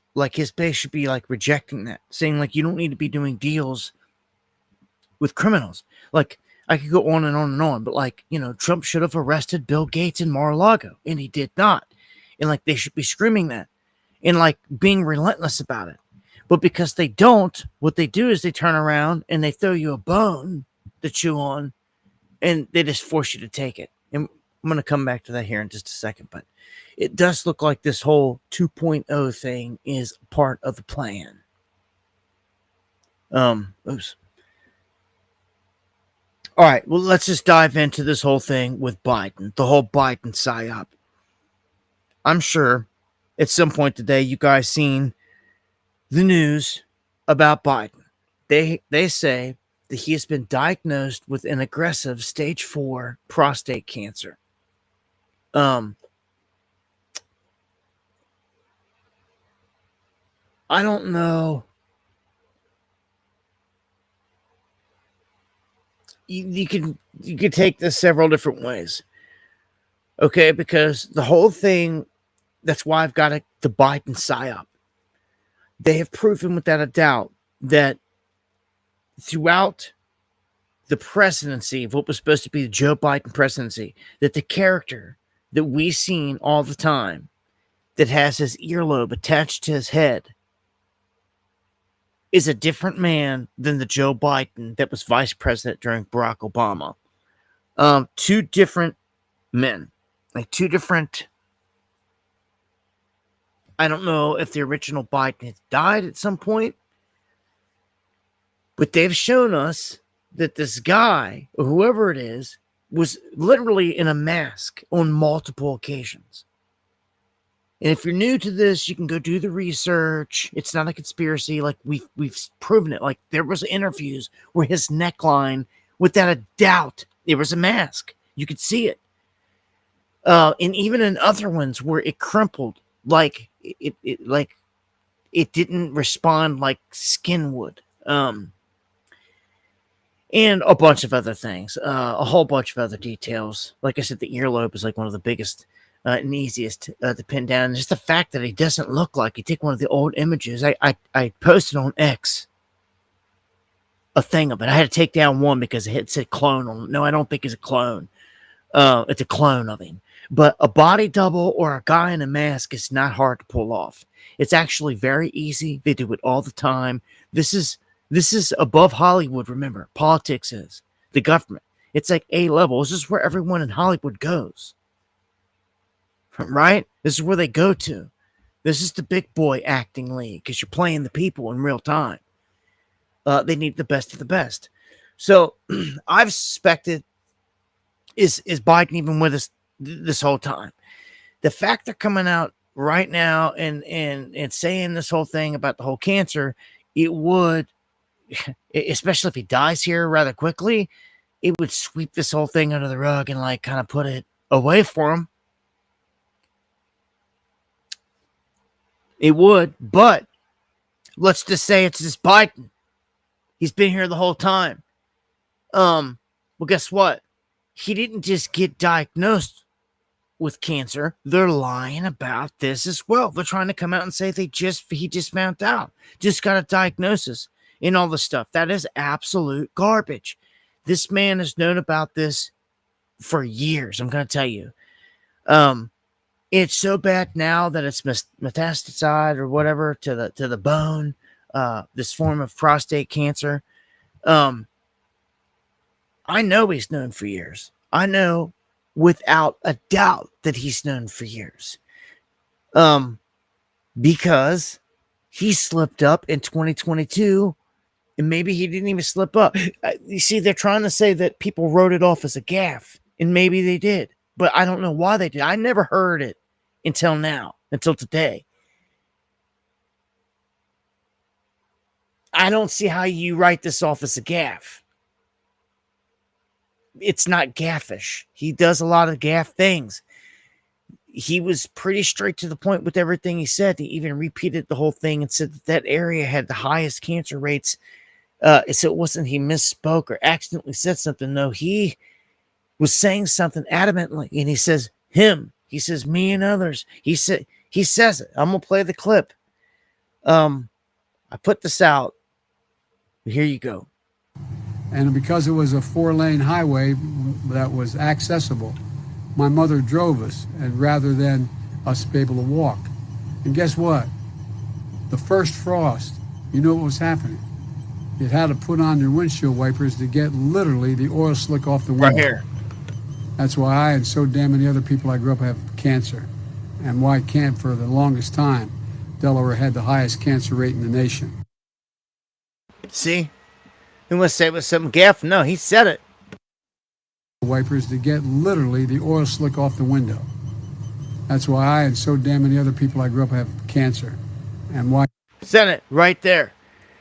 Plain as day. And people wanted to look past it. Yeah, I got another instance where his brother said something several years ago. It's on record too, saying that, yeah, we've got to enjoy all the time that we got left with him. And this and that. So they've all known. They've all known. So the mainstream media is literally out there trying to feed you this narrative that he just was diagnosed with this when they've known the whole time. He said it right there. Came out of his own freaking mouth. Whether, you see, this is the type of stuff he'll say. That's why they don't like him talking on his own. They always want him to stick to the teleprompter. He was free. He was talking on his own there. He was freely talking, recalling, telling a story. You know what I'm saying? He wasn't reading off teleprompter right there. That's the stuff they don't like him doing and wanting him to do, because look what he did. He went and he said he had cancer, and like they didn't want to play that card. They obviously kept him alive the whole time. And remember, he said he was going to be the president, that when he was president, they were going to find a cure for cancer. He said that. Have they said anything? Russia made some crazy announcement about having some jab against it, but I don't know. This whole thing is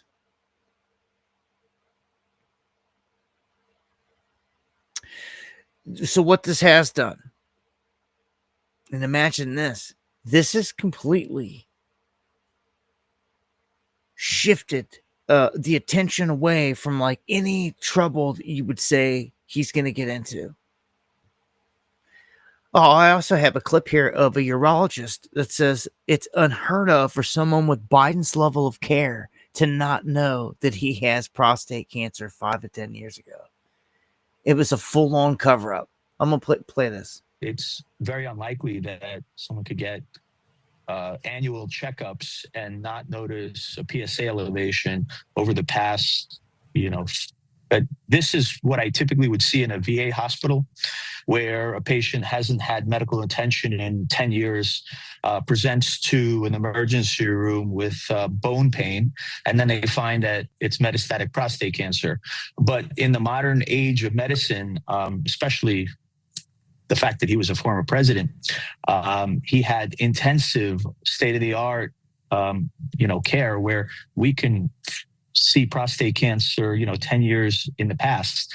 So this is, it's very unusual to hear that someone has prostate cancer where they're annually being followed up. And the fact that we just find it at a Gleason 9 is just pretty much unheard of in this day and age of medicine. Even in the, even in the inner city populations, we wouldn't see it. So you're saying even in a medically neglected population, it would be surprising to have a surprise diagnosis with a Gleason score of 9. So you're saying that certainly as he was serving in the Oval Office, you believe that he knew that he had prostate cancer, and even potentially as he was running in 2020 before he assumed office? Well, most likely he had prostate cancer for a long time, and the aggressive prostate cancer such as this at age 80 grows over a long period of time. I mean, usually it takes from the first diagnosis of prostate cancer to spread would take 5 to 10 years, even in the most aggressive form. It's just, to me, it seems very surprising that the first diagnosis would be a metastatic diagnosis, especially Gleason 9 cancer, without, having his PSA history.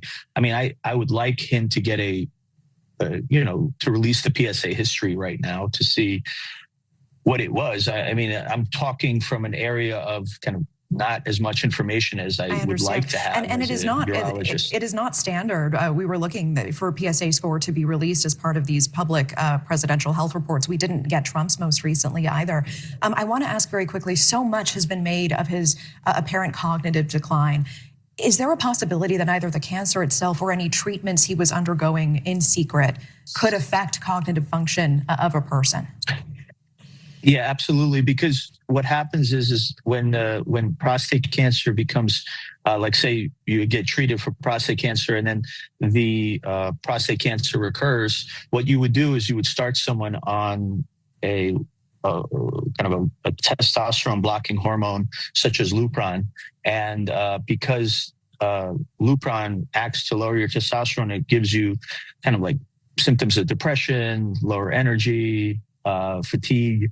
So there's a lot of things that go with being on Lupron treatment. So Lupron is a class of medicine that just castrates, chemically castrates someone so that the prostate cancer doesn't spread. And so Lupron was likely used in Joe Biden. So to be very clear, you believe he was silently, secretly battling this for at least 5 years? Well, I think that's yet to be seen. I mean, it would be very surprising, like I said earlier, for him to have prostate cancer at Gleason 9 spread to bone without, without being neglected medically. So the fact that he was seen medically every year, it's just very surprising. I mean, his PSA must be over 50 at this point, if not a lot more, just because of bone mets, is a sign that it's very aggressive and spreading to other parts of the body. So I think there's definitely evidence that he probably knew about this for a while. So we're not the only ones. Take all that information that we just heard right there from him. This has been going on for a minute. There's no way that someone at his level that's getting checked and scanned, former vice president and everything else this day and age, went this long and did not know about it. Like he said, like 5 to 10 years, the most aggressive forms. Wow. Well, definitely a PSYOP. And they're lying to the masses. I just wanted to play all that so you guys can understand and see exactly what's going on. And look what this did. Look what all this did. This shocking diagnosis, so to speak, the timing again. What does it do? It wipes out the entire Biden auto pin conspiracy, if you will. Really wasn't a conspiracy, it was real deal. Trump saying it deserved looking into and all the pardons would get looked into and all this other stuff. Well, now none of that's being talked about. And then, Trump and them releasing public statements about their condolences, that they're hurt. They really feel for his pain, not calling out the truth like we are. Not saying like, look, they've known about this for years. They lied. Like if there was any bit of realness or truth to Trump, for any bit stood for the people or whatever, you would be seeing that being said. But no, he's showing you the true colors, like, of what the establishment does. He's going right along with this whole spiel. He should be calling it out, saying that no, he's had what we can see, the obvious, what the doctors just told you. He's had to have had this for years, which means that was just part of the lie that we lived through. So I don't know. All right, well, this brings me to Kash Patel and Dan Bongino. These two individuals,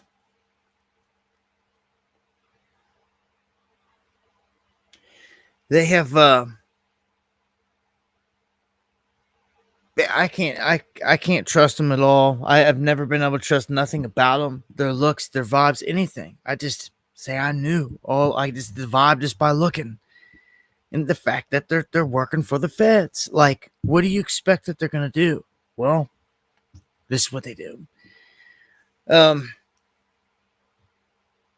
They sell you out. Like all these Trumpers that was believing in Dan Bongino, all of the months, all of the years that Dan Bongino was going live and doing his little show and trying to get sympathy for this and that or whatever, it was for this moment. You ask me, it was for this moment. So they could sit there and try to look at, it wasn't even into the camera, into their fake reporters' eyes and lie and say that Epstein killed himself. When these guys were memeing, were saying the entire time that like Epstein, was taken out and stuff like that, especially Bongino. But he looks at her and he says, "No, I seen the file." And, with a straight face, they both, him and Patel, try to tell the whole world that Epstein killed himself. And it's just garbage. It's just garbage. Like, what, you thought that you were going to get something out of these guys? No. They walked everybody down to this point, and like they're forcing them to try to accept this. And like, shame on you to anyone out there that does. Just takes this and doesn't challenge it, doesn't call them out. Anyone that tries to make an excuse for this, you can see right at the gate. Anyone that is typing or speaking or posting any type of an excuse, you can tell they're butthurt on this. They already feel some type of way. It is what it is, man. I don't care if you liked Bongino this whole time and you bought into it. Like, once you've realized you've been had, you've got to admit it. You can't just keep going getting screwed. Like, get out of here. Like, I don't trust none of these feds, and I don't trust these two goons especially. I knew when they teamed them up that they were up to something. They needed the power of both of them to try to play the base. They needed to double down. They came with it here. I'm going to play the clip. Actually, let me throw this in there too. Do you know that they are moving FBI headquarters out of DC? Did you know they're moving FBI headquarters out of Washington, D.C.?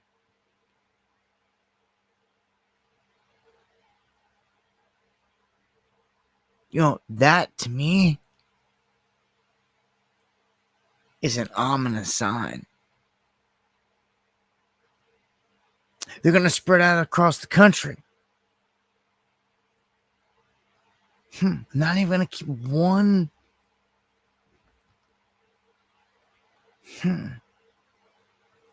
Not even going to stay in there at all, huh? I've been outside this exact building. I've been right here. I've been right here in this image, right here where chaos and flames and everything else busting loose. And agents sat on the other side of the glass with guns and everything. We sat there and watched them. I showed it on the live stream. There's also around the corner, there's a stairwell to one of these buildings that goes down. I don't know if it was the Fed building, but it was one of the police buildings. Same thing. Whole mob tried to bust in there, and the cops was sitting in there behind bulletproof glass, basically watching them, looking at them, laughing at them. Anyhow, feds spread that across the country, just so that you know. Wonder what they're going to be focused on doing. It's definitely not going to be giving us the truth. I'm going to play 2 clips here. And it's just kind of hard to take, man. They're lies. The beady-eyed crook Cash Patel They want you to buy this guy, believe him. I don't. I was the lead Russiagate investigator for the House Intelligence Committee, and I've been on both your shows in a prior life talking about it. And I'm telling you and the American public that we have now found material and information and people who wanted to hide it from the world since we got in these seats. And we, as the deputy said, we are trying to do it in a fashion where not only are we informing the American public of what happened, but we can have accountability for it. And that takes a little bit more time. And when you layer on the fact that we are rolling out our priorities on violent crime and defending the homeland, you know, we're running a three-part animal here, and we're going 100 miles an hour on each single one. So important. It's Wait, just... I want to add to that, too, because what the director's saying is right. You got to remember, we come in the morning, there's a portfolio of 100 level 10 items. If it's a level 9, which is a pretty big freaking deal, someone else fixed it. The only thing that gets to my desk or his is a level 10. That's the entire day. Look at his schedule any given day. I'll show you the palm card I have. It is filled from 7:30 to he leaves 7 at night, 6:30 at night. It's filled all day. We just can't focus on one thing. You want New York to go boom? DC to go boom? You want an OC organization to go hack into some cyber network and crack all of Fox News' holdings? We're dealing with all that stuff too. Everything's a priority. Everything's a priority. All right, now let me play you the key one. The one that counts. And you just watch the body language. You said Jeffrey Epstein committed suicide. People don't believe it. Well, I mean, listen, they have a right to their opinion, but as someone who has worked as a public defender, as a prosecutor, who's been in that prison system, who's been in the Metropolitan Detention Center, who's been in segregated housing, you know a suicide when you see one, and that's what that was. He killed himself. You want me to get, I've seen the whole file. He killed himself. I know it's hard work. I know it's hard work.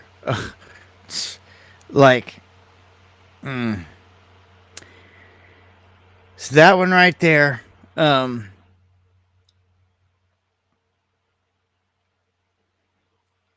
that's it. This is what your boys are saying. This is what they're trying to feed the masses, and they want you to accept. Not that there's any other investigation or anything else. So he killed himself. What they're sticking with. I mean, did you really think that they were going to come out and say anything different? I mean, obviously they're covering this thing up still, and it should be a huge red flag. I just question, like, how long will people that, like, voted for some of this stuff, for these people that bought into it, like, how long are they going to go ignoring all these things all their days? You know, what's crazy is at some point, as time goes by, this whole Trump thing fizzles out, period.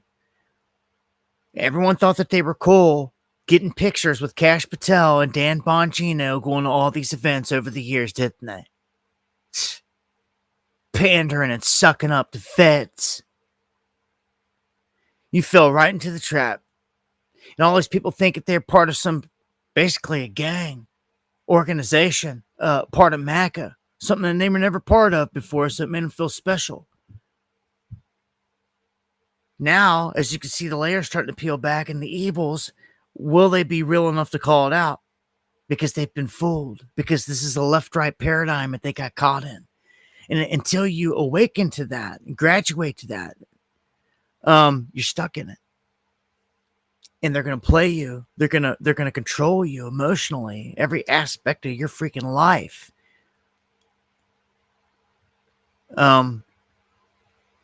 Yeah. So, yeah, unfortunately, many won't wake up. It's the way that it is. But look, this whole thing with Epstein and what's going on with Diddy right now, you can't let them sweep it under the rug. I'm serious with this whole Diddy thing. They're putting him on trial and all this. They're talking about really light stuff, like Same thing with Epstein. There was no talk of the murders of, and that's what I'm talking about. Like, you want to talk just about the sexual stuff and the orgies and then maybe some minor, they throw in the minor stuff, this and that, but still don't never want to give you a list. The murders, the killings, the sacrifices, the adrenochrome, things like that. Man, that's the real deep stuff. That's the stuff that they don't never, ever want no one to say anything about. But I'm here to tell you, like that's the heart of it. That's the goods of it. Marsha, thank you for the 3 coffees.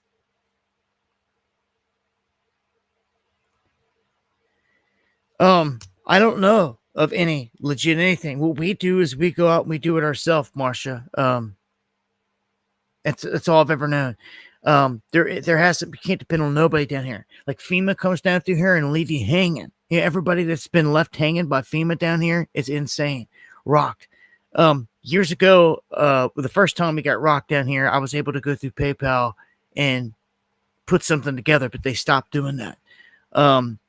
And like no other group is like trustworthy. Like, literally, we get the supplies and we drive around and deliver them when we do it. They go into all the hollers where everything's been swept away and there's like nothing left. But a couple people standing there, and you got to drop off some food and water, and they don't even have nothing, not even a home to go back into. We were delivering tents, like anything and everything you could think of for survival. But that's just what we have to do down here. And again, I think those people that showed up from out of state down here to do the same thing, we're doing the same thing, going and getting loads of supplies with the money that they had, filling up the truck and going into these hollers and unloading to all these people that need them. That's primarily the process. Back and forth, making trips, going to the store, get these supplies, and head down another holler. You never know what you're going to come into. And every situation is different. So no, I thank you for your concern. But that's just how it gets rolled out down here. There's like not one big outfit. Again, it's disheartening because like when we were out doing what we do around here, we saw some people come in from out of state that were there to do the same thing as we were doing to help. But like, there wasn't nothing locally, like from the locals, or anything going down. Like, we were the only ones locally out there doing it at that time. I don't know, man. It gets very disheartening when you see something, places get devastated, by a storm or something like that. And no one seems to care. Yeah, that's the best way that I can put it. Again, if I had the means, man, if God would bless me with the means to do what some of these people should be doing the righteous way with their money and all this stuff, I would definitely go out and show the way it's supposed to be done. But like I said, I've got people in these back roads that had houses burnt down and stuff. Like, I'd have done went and like they got a new home. Like, it's the stuff that a righteous person should do, but you don't see Elon Musk's or any of them doing anything like that. They don't care. When asked about trying to feed all the people on the planet, they come up with some excuse to try to throw you off that it's not even possible, or blah, blah, blah, or cost, blah, blah, blah. They come up with some excuse. But they do. They don't even attempt to do it. They don't want to. They support guys like BB that are over there slaughtering people all over the world. So, they basically questioned James Comey here about putting out the 8647 thing about getting rid of Trump. I'm going to play the clip so you can see his excuse. He tries to stick to it. I don't think it's a good one. I believe they did it and he did it and it was all well orchestrated, but this is what he tries to go on TV to the masses and lie and say right here. We're back in the middle of a political firestorm. Yeah, for walking on the beach with my wife. So I don't know how we ended up here. It never occurred to me that it was any kind of controversial thing, but that's the time we live in. So take me back to the walk on the beach. We were walking on the beach. We went to the beach to prepare for this week, which was the launch of my book, and to think about the book and to prepare to answer questions about it. And we were walking back towards the road, and we saw in the sand someone had arranged shells with numbers. And Patrice, my wife, said, "Why would someone put an address in the sand?" And I said, "I don't know." And we stood over it, and I said, "I think it's some kind of like political message." And she said, 86, when I was a server, she did a lot of work in restaurants, meant to remove an item from the menu when you ran out of ingredients. And I said, well, to me, as a kid, it always meant to leave a place, to ditch a place. I said, that's really clever. So then she said, you should take a picture of that. And I did. And I posted it on my Instagram account and thought nothing more of it until I heard through her that people were saying it was some sort of a call for assassination, which is crazy. But I took it down. Even if I think it's crazy, I don't want to be associated with violence of any kind. So that's the card that he played. He plays the card that it wasn't him. They didn't plan it. It was innocent. He's such a liar. They obviously telegraphed it, just like Gretchen Whitmer did in the back. When she did it, it was 45. She put up blocks there or something that said 8645 in the background. And yeah, I don't know. I mean, that's his excuse. So he tried to come out. He did this to cover the whole thing up and to glaze it all over. And he gets away with it. But, yeah. All right. Let me switch gears. Where are we at here, too? First off. Well, past the top of the hour. Looks like we're definitely going for the long stream here tonight. We have Donald Trump making a phone call, carrying on a conversation with Vladimir Putin of Russia. They're trying to end the war. And of course, Trump's the Gentile Messiah, this Prince of Peace. Everywhere he goes, he's supposed to be seen as the guy that is behind ultimately being able to pull peace together. So in the end, they're going to try to point to him and say, he's the Gentile Messiah, which they're already saying. Like he can do what no other man could do. He brought peace to all these places that were in war. And they're even saying the same thing about Netanyahu and Bibi right now, that J.D. Vance and Trump are turning their back, so to speak, which is all show, on them because they want them to stop killing everybody. War. And the only way that this can happen, and see, this plays into Bibi and them's hands anyway, because they made Trump as this Prince of Peace. The whole plan is that he hands over America to their Messiah, the Yanuka. Okay, so this is all a charade. Okay, so anyhow, he talks and says that they think that they got peace coming, and that some are saying that this is even a lie. He's trying to get the Pope to mediate this whole thing. But once they get this deal hashed out, there's big things coming between Russia and the United States. They say the potential is unlimited. There's going to be huge announcements, huge deals, huge business, all these huge things they're saying, which I could see that happening. With things the way it's been with Russia for a long time, if you actually opened it up, I could see a lot of big things happening there. But we'll see. It all hinges on Zelensky and Putin and them being able to work something out. And thus far, they're nowhere near it. Russia has all these crazy demands and all this. So, I don't know. I'll update if we see an advancement there, because that's where they're at. They're talking. Not really much more to say about it until we get something concrete. I want to look at Romania real quick. This is important. Romania basically has just gone through a rigged election. It looked like their main guy, that was stepping up against against the establishment, so to speak, they had a chance. Well, they ran this, and they're basically saying that it's all rigged. I know, where's the Tate guys on all this, and all this stuff. I don't know. Like, you even have what is this? This is the Telegram founder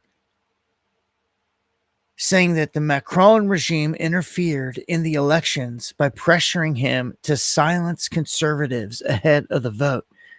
I'm going to play this little clip here and how they're explaining they manipulated everything that they did here. The world has been watching what's happening in Romania. What can you tell the world now? We are still facing this coup d'etat that happened, this blow against the will of the people, against democracy. We are a proud nation. We do not accept influences from weak puppet so-called leaders. Have you received any indirect or direct threats since we last spoke from any foreign entity? It's basically France. I want to go to Paris to address the free French people against this authoritarian Emmanuel Macron, who doesn't have the support of French people. I'm opposing the unelected bureaucrat in Brussels. I'm opposing the industrial military complex that wants war, that wants to provoke destruction, deaths of innocent people. What could we see next from President Simeon? We will maintain our current commitments and alliances as part of the EU and the US. I am fighting to restore the constitutional order, to restore democracy. I am fighting for the will of the people. Let's rejoice only if I'm in the presidential seat and I'm not killed by bullet or something. Yeah, well, you know, the last real guy I seen on the world stage that had a chance to take down this beast was Muammar Gaddafi of Libya. And the Obama administration seen it and they knew it, and he was a huge threat, and they went in and they removed him.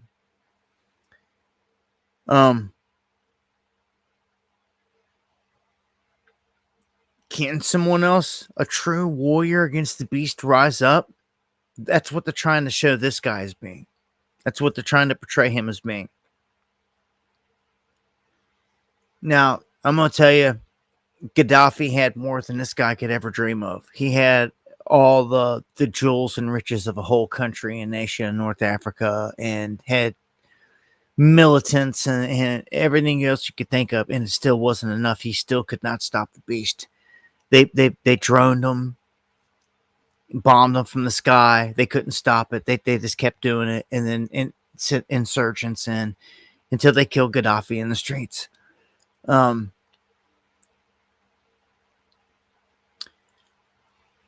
You know, if you're not receiving that kind of affliction, that's why we say you're probably working for the man. If they're not trying to kill you and take you down and do all these bad things, you're probably working for the man.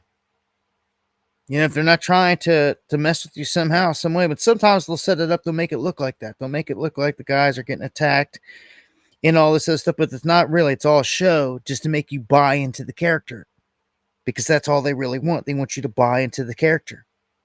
You know, like they wanted all these people to buy into the Tate brothers.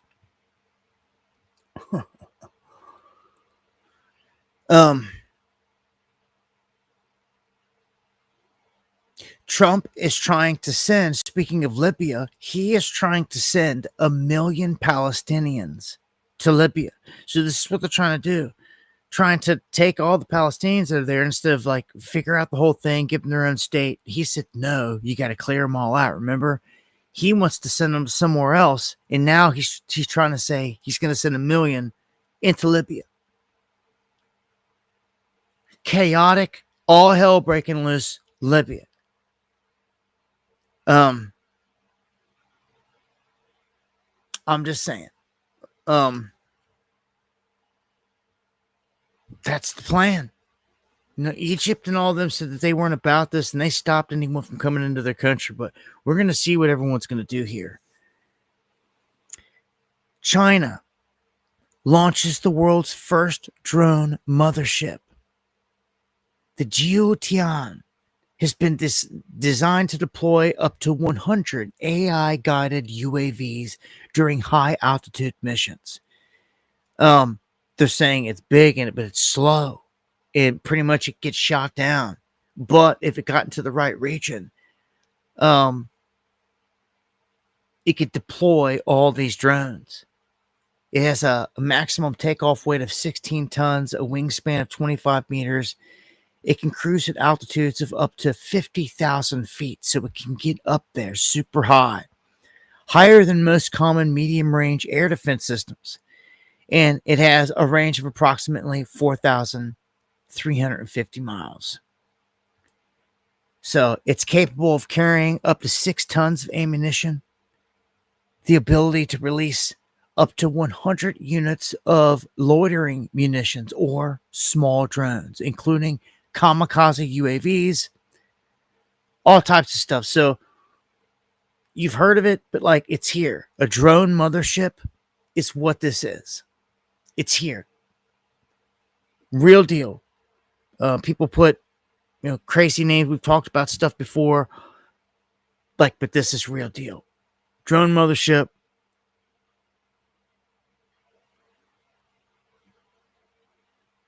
On to the next one. U.S. space chief says China and Russia may escalate space conflict. Well, I told you we knew that this was going to space, right? Eventually. Who's it going to be? Who's going to be the ones fighting it out up there? Well, it definitely seems like it's going to be China and the U.S. You could throw Russia into the mix, I guess, whatnot, but this is definitely coming down to a China-U.S. thing, as far as I can tell. Head-to-head here on the world stage, and if they start launching from space, man, this really changes things. Like, we're going to be able to look up in the sky, and you're going to see explosions. You're going to see these things, man, like the stuff out of the movies. The problem is like, how much of it is real? How much of it is going to be just like a movie, like fake, like, Project Bluebeam. I think all of this has a good chance of fooling the masses to some degree. Like, they're setting the stage for it. So this warning right now from the U.S. space chief, if he even knew that there was one, General B. Chance Saltzman, that's his name, he puts out this warning saying that basically there's a tremendous amount of space-based capabilities in the modern battlefield that's not even being used. And no one's even really pulled the trigger yet. So, yeah, all the holographic stuff, things of that nature. So, I got a clip here. This is pretty crazy. This guy disarms a cop, runs up on her, and takes the gun from her. He could have killed her, but didn't. Another cop shows up, and the guy jumps in the cop car of the female cop he took the gun from, and the male cop that runs up ends up killing him, shooting him, killing him. But I don't know, man. Just a crazy situation here, man.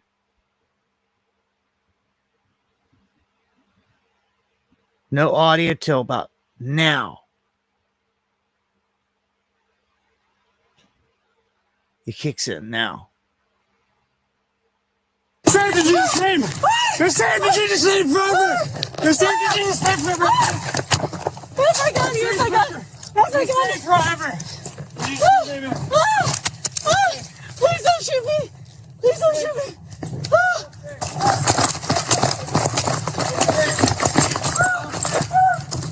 She's got her weapon! Put it down, dude! Put it down! Put it down! Hey, put it down! I thought that car was gonna nail that guy at first, but you can see the guy hopped. I'm not gonna play the rest of it here. Crazy situation where the guy just basically ran up, disarmed the officer. He could have done whatever when he had the gun, but he didn't shoot her, didn't do it, but he lost his life, obviously. Another cop rolls up. I mean, what do you think is going to happen at that point if you're at that point? This is usually the outcome.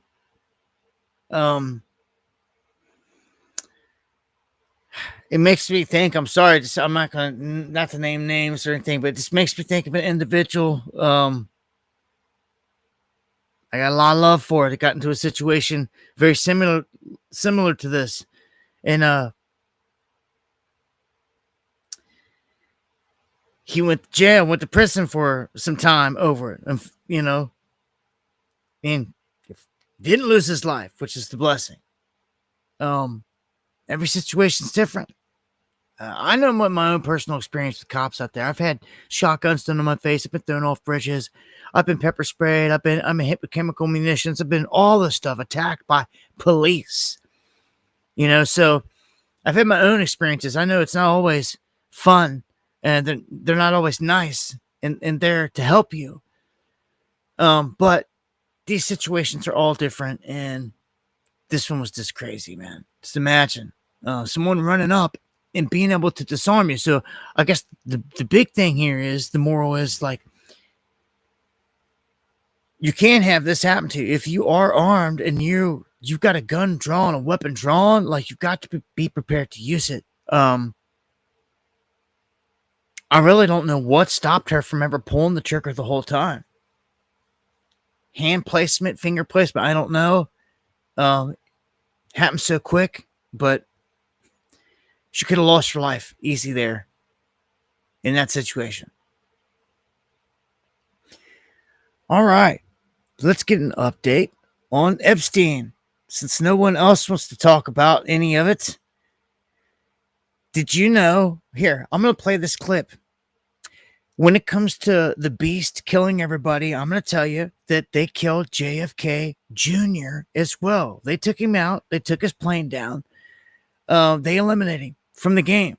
It's pretty obvious when you know the facts. For those that weren't around or into the game when it all happened, Hillary Clinton took his spot. Remember John F. Kennedy Jr.? He was declared the front runner for the New York Senate seat back in 1999. Days later, his plane crashed into the Atlantic Ocean, and his rival, Hillary Clinton, was elected senator. Mary Mahoney was a Clinton White House intern. She knew enough of the inner workings of Bill's sexual advancements to be a star witness during the Clinton impeachment trials. She was brutally executed at a Starbucks she was managing in 1997. In 1993, White House counsel Vince Foster was found dead in Fort Marcy Park near D.C. He supposedly killed himself, and among a lengthy list of potential foul play, the bullet was never found. Then there's James McDougal, a key witness for White House prosecutors. He was serving his 3-year sentence for bank fraud at the Fort Worth Federal Medical Center in Texas. And just before he was to give a testimony before the grand jury, McDougal suffered a heart attack in solitary confinement. In 2015, Walter Scheib, a White House chef hired under Bill Clinton, joined the list. His body was found at the bottom of a river, nearly 2 miles from the base of the trail he was reportedly hiking. An autopsy determined that Scheib's death was accidental drowning, but he might have known too much. 27-year-old Democratic National Committee staffer Seth Rich was shot and killed in D.C. this year. There is speculation that he was the source of the controversial leaked emails allegedly sent by DNC staffers, and that he may have been murdered in retaliation.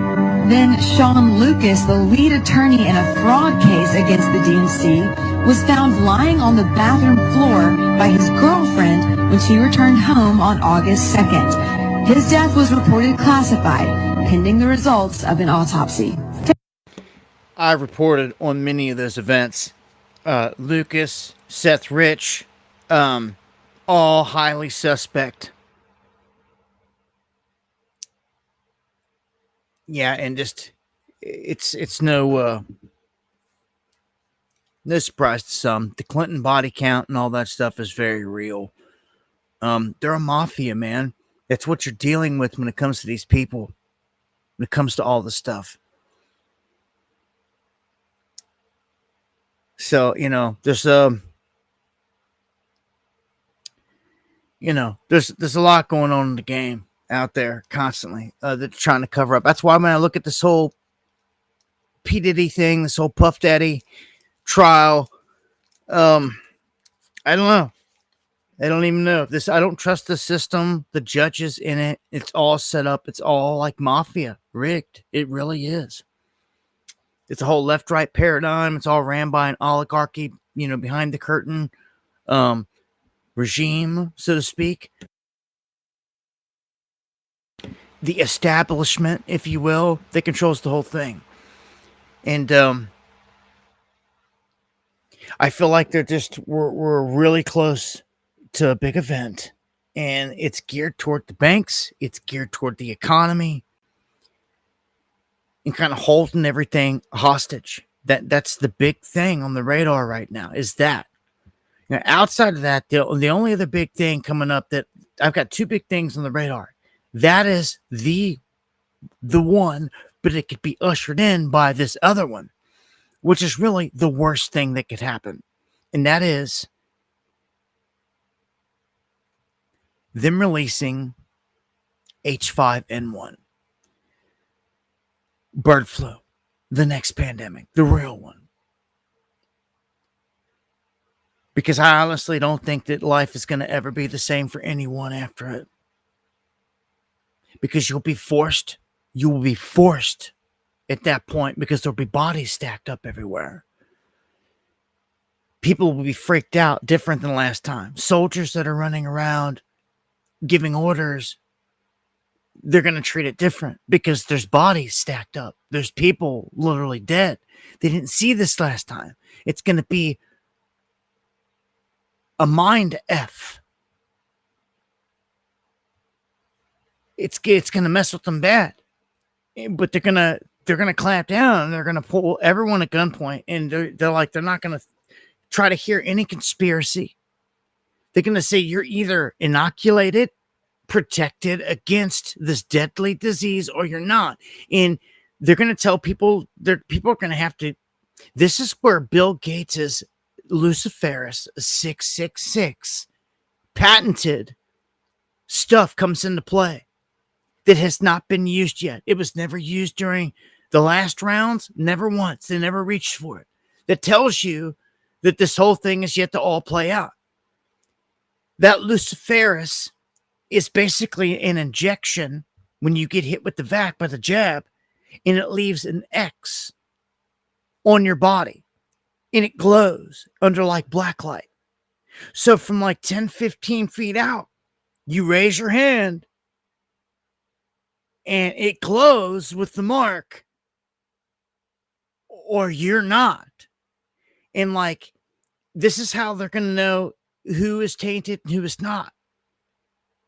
Okay, basically, this is who's marked and who's not. The soldiers are going to look at it like, these people are good if they're marked. If you're not, you're potentially super deadly. Do you see what happens here now? So everyone that does not take the jab, does not take the mark, literally, you are a threat by default.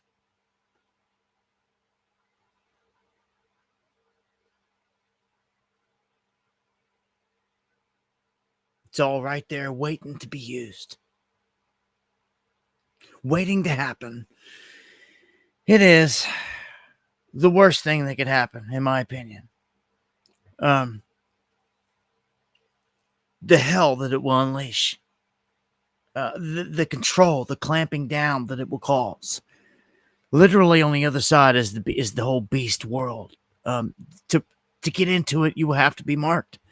I don't know that I'll survive this event. That's why it's the scariest to me, because I don't know if I'll ever make it out of these mountains. Like, who knows what will happen in those series of events. As things shut down, they clamp down, try to bring things back online. Again, this whole biometric real ID thing, like, it's going to carry and store if you've been jabbed or not. All of it.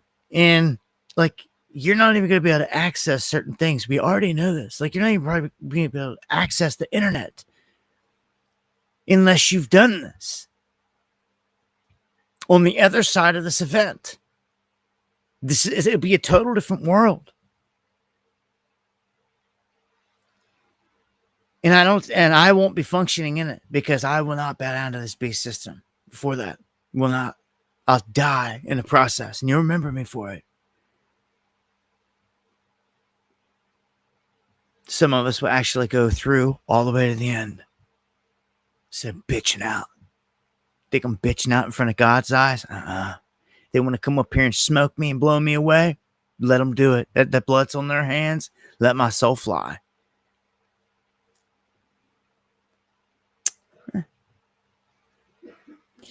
It's what it is, man.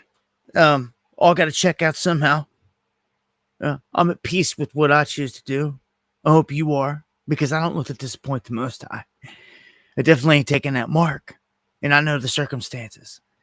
So, yeah, much love to all the pure bloods, all the real ones out there.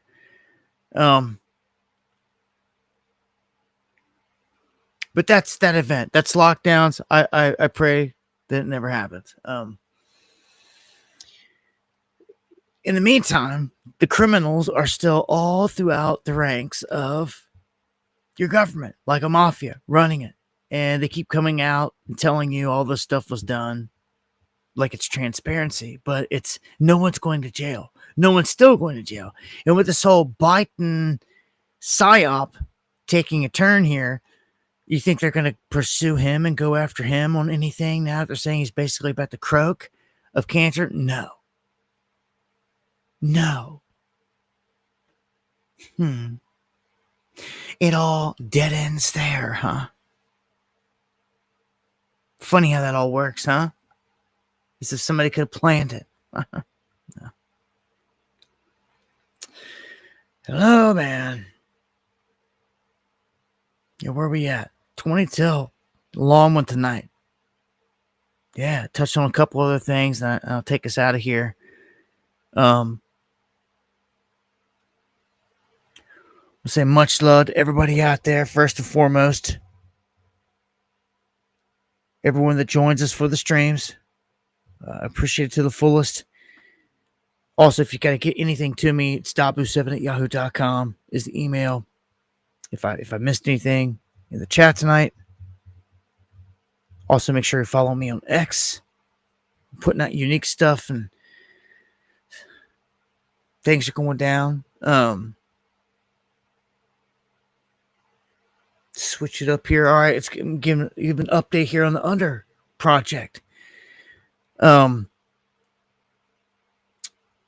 to say, and thank you, Minx. Proud to say that we've got our own the website up, Under Token info. There's a link below. Anyone that's got a question about any of this, about how to get into it, all that's all here. We put together this whole thing to basically explain mission statement, what it's all for, how it represents our underground community, how this is our project to service an underground, our marketplace. It's like our stock to invest in, and you know, it's not nothing that like, we can't mute you, we can't like control your funds, we can't like delete them or freeze them. No, that's not what happens with us over here. This is our project. It's got all the videos and all the stuff right here on how to get involved, like how to fund a digital wallet, how to get your Under, all the links for anything that you want to support. So I want to thank everyone out there that helps with that big time. Appreciate Appreciate it to the fullest.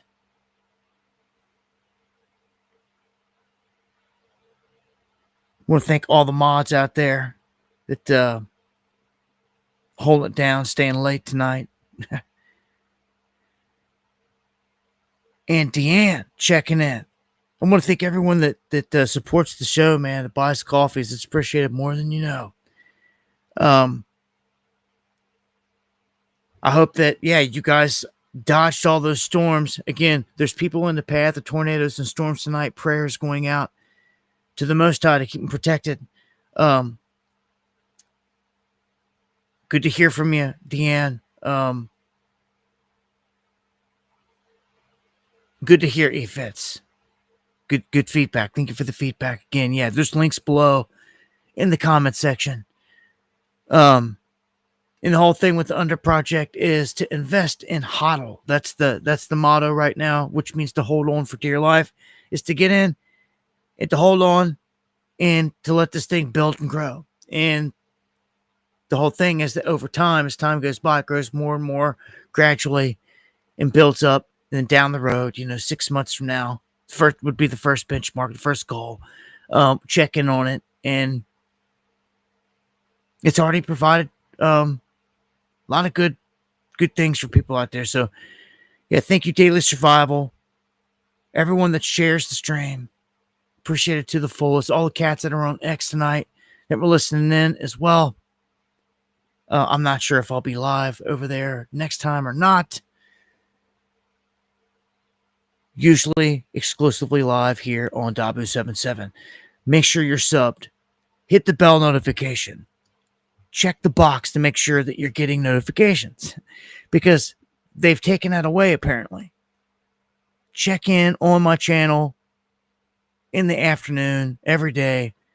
There's usually something fresh dropped on the breaking news, something going on, just in case you're not getting notifications. Just saying. Much love to everybody out there, all the pure bloods. Everybody, thank you, Cindy, Minx, everybody out there. Jay from the Ville, good to see everybody out there. Take us out here on a little bit of music. And got a unique little, got a couple little jingles. If you guys got any images or jingles you can make to help the Under Project, let us know. We'll shoot you some free Under. It's money. We're giving away money. Been giving away money. It's real money. You can cash it out for real money. I don't think people understand this. It's a real deal. It's our project, but right now, get your under, yeah. Right now, cause it's our time to shine. Roaring like a lion. You can feel the thunder when you hold her under. Yeah.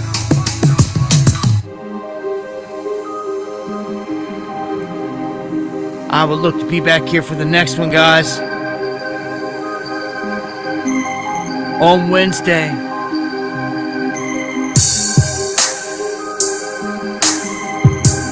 Get over here and shut some of this down. Much love to everybody out there.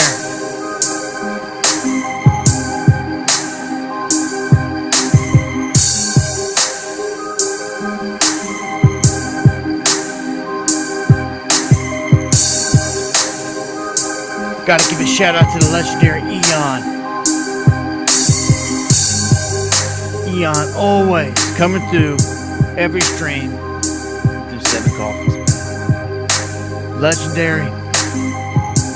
Means more than you know. Much love. God bless.